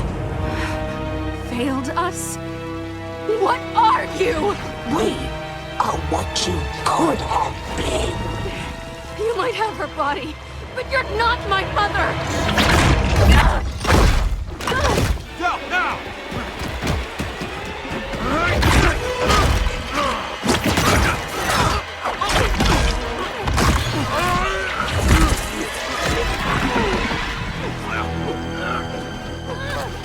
We are a complete being, connected, immortal. You had a choice, and you squandered it. Alive or dead, you belong to us.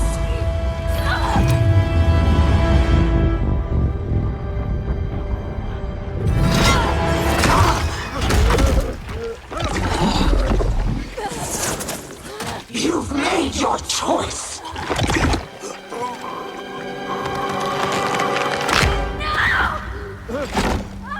Now die with it.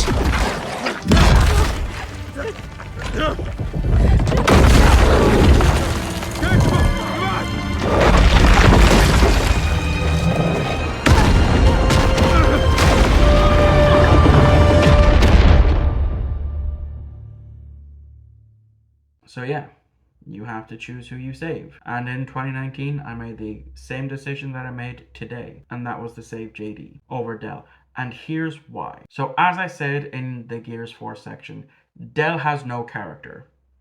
I'm sorry, he just doesn't. If you like Del, that's fine. You're free, feel free to like Del. But to me, there's just nothing really there. Like, he's there, he tries to be funny, and that's it. He gets zero character development except for the bit at Settlement 2, which was why himself and JD left. But that's it. And I mean, yeah, Del is a better friend to Kate after the Hammer of Dawn strikes, and he goes to help her in the whole Mount Kadar situation. And from dialogue that plays in whilst you're riding around in the skiff, it does seem like Del has a crush on Kate, or at least definitely has strong feelings for her. But that's it. That's all there is to him. Like I said in Gears 4, I literally had to find out that he was an orphan through looking him up on the Gears wiki.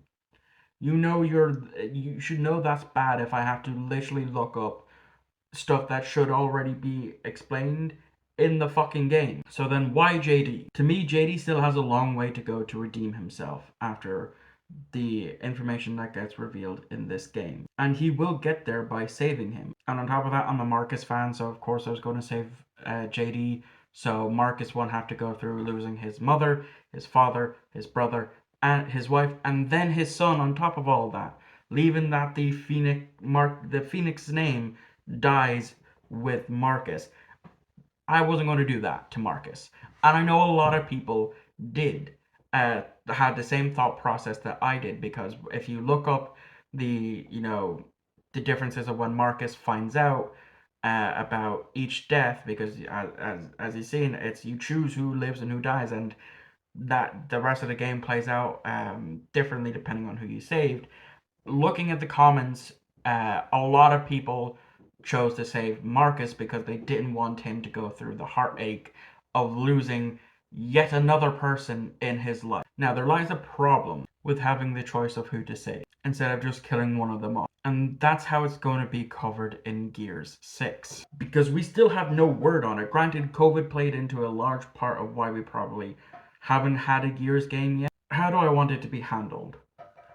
I would like it to take the Life is Strange 2 approach, where in Life is Strange, spoiler alert, if you haven't played Life is Strange, you have two choices: save Arcadia Bay or let Arcadia Bay be destroyed.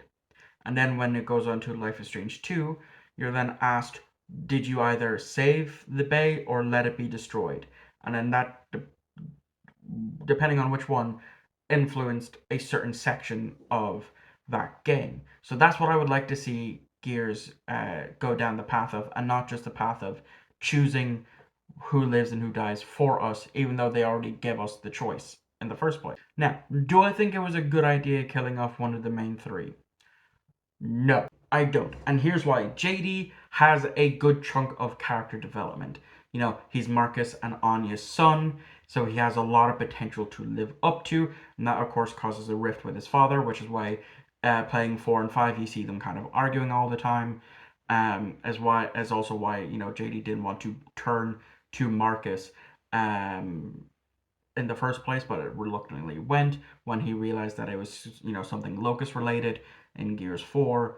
And in this, you know, we see him deal with, you know, finally reveal that he's the one who ordered the open fire on the protesters in Settlement 2, as well as he's the one who got Lizzie, Carmine, and a bunch of people in convoys killed. So he, you know, the 4 months that he was apart from the main trio, you know, Kate and Dell, and worked closely with Foz, he was going through that process of, you know, blaming himself, grieving for those losses once he came out of his coma. Whereas Dell, as I said, has no character development. I mean, sure, he could get it in Gear 6, again, if they're going for the choose, say which one you saved route, but still, that should have just all automatically happened. This is the end of the second game here, and he has nothing. That's why I picked JD, because Dell just has nothing going for him at all. And as well, because, you know, regardless of what I just said, their deaths have no meaning. You know, yes, we've been with these trio for 2 games now, but I'm not as attached to them as I would be with Marcus, Dom, Baird, Cole, Sam, any of the Carmines. You know, I was more attached to them because they had the chance to develop as characters. In these, in this trio, only 2 has had character development. JD and Kate. Dell has none. Anyways, I ranted enough. Let's continue with the game. Okay, so remember how I said that during the second open world section at the end where the Kraken was killed? Yeah, I lied. It's not, and it's back, and it's taking out the targeting beacons for the Hammer of Dawn. So yeah, this Kraken is just like William Afton from the FNAF series. It always comes back, apparently. Anyways, we make our way to regroup because we're told to fall back to the walls of New Enfira. And so we regroup with Marcus after dealing with some swarm, and that's when he gets told whether JD or Dell dies. I'm not going to go through the differences in both scenes. YouTube is your friend if you haven't played the Gears of War series. Paul shows up and we make our way back to the walls of New Enfira whilst dealing with Swarm and a Swarmok. But that's when Cole shows back up in one of those big mech things and kills a Swarmok. And just before anything else happens, a hole opens up and guess who it is? It's the Kraken. Yeah, the Kraken is showing back up, and they do something that I really, really hate. They done another legacy character death fake out with Cole. Yeah, so it implied that Cole had died, but once we finish the game and we see, you know, the final cutscene and all that, yeah, no, Cole survived that. Now, at the time in 2019, like with the Marcus death fake out in Gears 4, I really did think that they killed off the Cole train, but then they didn't. Which just proves that the Coalition just has no balls to kill off any of the legacy characters. Probably because they're afraid of some fan backlash. So the Coalition needs to pull up their big boy pants and either stop with the legacy character death fakeouts or actually kill one of them. So now we have to kill the Kraken, and it's an okay fight, nothing major, but when they realize they can't kill it, they ask Baird to use the Hammer of Dawn, but without the targeting beacon for it, Baird doesn't want a repeat of Settlement 2. That's when Jack overrides Baird and uses himself as the targeting beacon, and fires the Hammer of Dawn, killing the Kraken and Jack at the same time, which also stops the swarm attack, and the game ends with Kate vowing to find the new queen and kill her. So there has been some changes for gameplay with the between Gears 4 and 5. So normally, as you're being shot, a red bar fills up, with the cog tag with a skull in it. Not in this game unless you actually die. But they also allow you to basically, when you go down for revive, you can spam A to prolong your life. So that way one of your friends can come over and heal you. That kind of has been a thing, but it actually shows you the duration of how long you have before you go out. Another cool thing that they did was with certain bosses, like carriers, pouncers, snatchers, scions, and all of that. They actually show health. They show like the actual health of what they have, which is a vast improvement from Gears 4 because I'm no longer wasting nearly all my ammo just to kill one thing. They also added the ability to knife things now.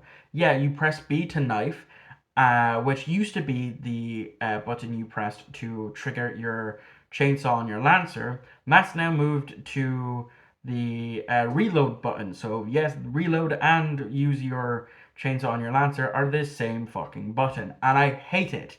The amount of times I've gone to chainsaw a fucking swarm for me to then end up in a reload animation, and it got so annoying that the 3 times that I played through this game, I have stopped bothering to chainsaw because I just kept, tapping it or holding it, trying to chainsaw, and I just immediately go into a fucking reload animation. So Jack.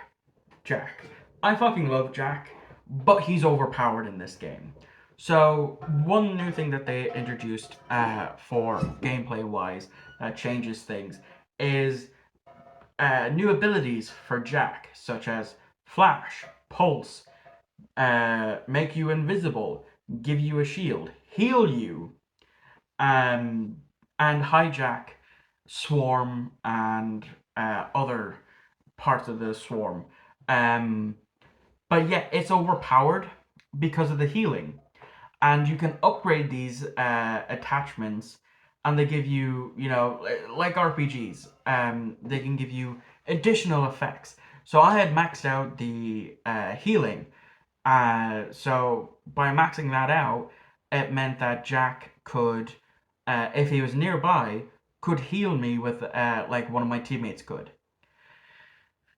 And that became overpowered because I constantly relied on that. So it did save me a lot of deaths because, I would keep firing until I got very close to going down for revive.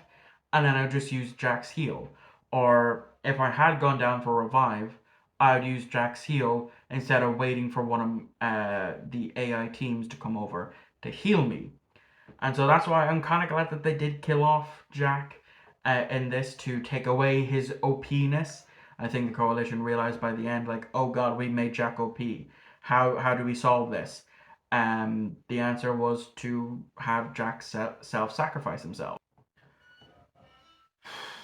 So here we are at the final thoughts on this game and the series as a whole. So let's start with Kate. This is something that I've been teasing about since we started the Gears 4 section, and initially I wanted to go in harder than I did with what I wrote, but every time I tried, I just didn't like what I was writing, so yeah. So Kate, I like Kate, and I like her story and how she's connected to the Locust / Swarm. And I think the Coalition handled it great. It expanded the lore and the mythos of the Gear series. It finally told us exactly, what the Swarm / Locust are. Genetically mutated humans. And I look forward to seeing how they wrap this up at the end of Gear 6. Assuming Gear 6 is the final one. Whilst, yes, I do think that they could have handled things a little bit better, toned down the way Kate treated certain people, with how she would snap back at people. But I still enjoyed it. And as I said, I'm looking forward to seeing how things wrap up by the end. Now, fans have been split on this since it was announced that we'll be playing as Kate in Gears 5 and that she would be the main protagonist moving forward. I personally never had an issue with this, as I just stated, but some fans did. Not all fans, but some. And some of those fans even claimed that Gears of War was going woke by having a woman as the new lead character. This was around 2019, when that sort of thing was constantly going around, with the Avengers Endgame, woman power scene and all that stuff. And yeah, Star Wars and Doctor Who, Gears wasn't spared of that, unfortunately. And I've even seen someone refer to Kate's story as teenage drama, which is the stupidest thing I've ever fucking heard. Now, another question. Did Gears really need a 4, 5, and potential 6? At this point, after replaying through the series for the umpteenth time, I'm gonna have to say no for right now. The original trilogy was perfect. It was peak perfection from beginning, middle, and end. And it would have been fine if we never got another game in the Gears series. Maybe remasters of, 2 and 3 and Judgment, but until we see a proper conclusion to the Swarm arc for the Swarm trilogy, I'm going to have to reserve my judgments really for this. But for right now, I do not think that there should have been a Gears 4 and 5. Whilst 5 is still my second favorite Gears game, I still think it should have ended with the original trilogy again until we see the conclusion. So that way I can actually say for definitively, did we need this? Now, Gears 5 did have some DLC, which I will not be covering. I have played it once. I do not own it. And I will not be going out of my way to purchase it, because I'm not spending €20 on DLC or 14, €15 for Game Pass just to get it for free. If I did that, I'd have to go play Gears Tactics and add on to this video, and then buy ROM Shadow and add that on into this video, and then I'd have to delay this video, which I don't want to do. Maybe if you want me to cover Gears Tactics, ROM Shadow, and Hyper Busters, I will do that. But for purposes of this, you see how long this video is. I don't know how long this video is right now as of recording this bit. I know it's about 2 hours. That's when I last checked on how long this video is before I recorded all of this. So I'm not going to be going over my hopes for Gears 6, as I just want to see them choose who you say who you saved, and then go from there. That would give it some replayability aspect. You can play through it as with JD still alive, or you can play through it with Del still alive. Hopefully giving Del some fucking character development along the way. Now let's talk about the Gears of War movie that Netflix is working on. It's been 2 years since we had an update, and nothing has come about since then. So where do I want it to start? Obviously with Gears 1, with Dave Bautista as Marcus Phoenix. Dave has worked with the Gears of War series for Gears 5. For that, I think he had like a playable skin, or he replaced Marcus as a kind of like pre-order thing, and he done some trailers where he was actually decked out in full Gears armor. And even when they announced that the Gears movie was happening, Dave did post a little video saying that it would make sense for him to be cast as Marcus Phoenix. I don't know who I would cast as, Dominic Santiago, Anya, Hoffman, Baird, Cole. I just don't. Though I kind of wish Terry Crews would play Cole. I think that would be interesting enough. And I think that's it. I think that's all I have to say. Which means this video is done. I honestly don't know how to feel about this, because I've spent the past 3 months working on this video, and I've loved every minute of it. This is the first time I've done something this big and grandiose. Now, I know it's also like not akin to my normal content. I mainly just do movie reviews and TV show reviews, as well as pickups videos and hunting for physical media and all that. But last December, I had the idea to do this, and I just put it out as a poll to see if people would like to see it. And I'm not gonna lie, I initially thought this video was only going to be an hour and a half long. Boy, was I fucking wrong. I was so wrong. I mean, you can see how long it is in the time code. I will only find out when I get to editing. But yeah, this is the first long video I'm posting. I've only posted up, I think, max 40 minutes. So in here, I know this video is not gonna do well.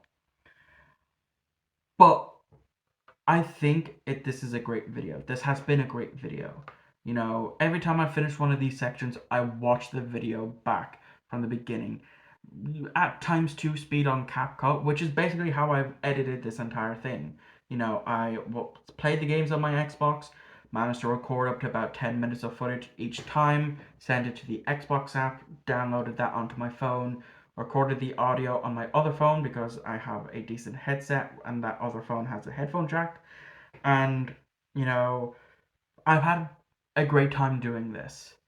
And I need to take a break now. I'm taking a long, long break. It's not going to seem long to you because this is coming out on the 10th of April, but it's currently the 19th of March for me.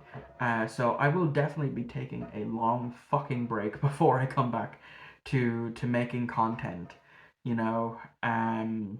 So yeah, it's done. My magnum opus is finished. And I know it's going to take me at least another day or two to fully edit all of this together, but yeah, I'm proud. I'm proud of how this became, and yeah. So if you're a Gears fans stumbling across this video, and you like movies and TV shows such as Star Trek and Doctor Who, as those are the main ones that I focusing on at the moment, feel free to subscribe. Leave a comment. What's your favorite Gears game and your favorite moment from the Gears series? For the non-Gears of War fans, I hope I made this as easy to understand as possible, because I know that my normal audience, probably hasn't a fucking clue about the Gears of War game series and aren't gamers themselves. But I love this franchise, and I hope this probably nearly 3 hour long video has managed to explain just how much I love this franchise. I've been playing it for nearly 20 years, and I will be playing it for 20 more. So, thank you all for watching. I hope you enjoyed. And the next video will be back. I'll be back on the 29th of April with a review for The Mask. And then in June will be my first trilogy month series, where I'm back to posting Monday, Wednesday, Fridays for 3 or 4 different trilogies. I'm pretty sure. Let me just check my list here. 1, 2, 3, 4. Yeah, doing four trilogies in June. So thank you all for watching once again, and I shall see you all next time.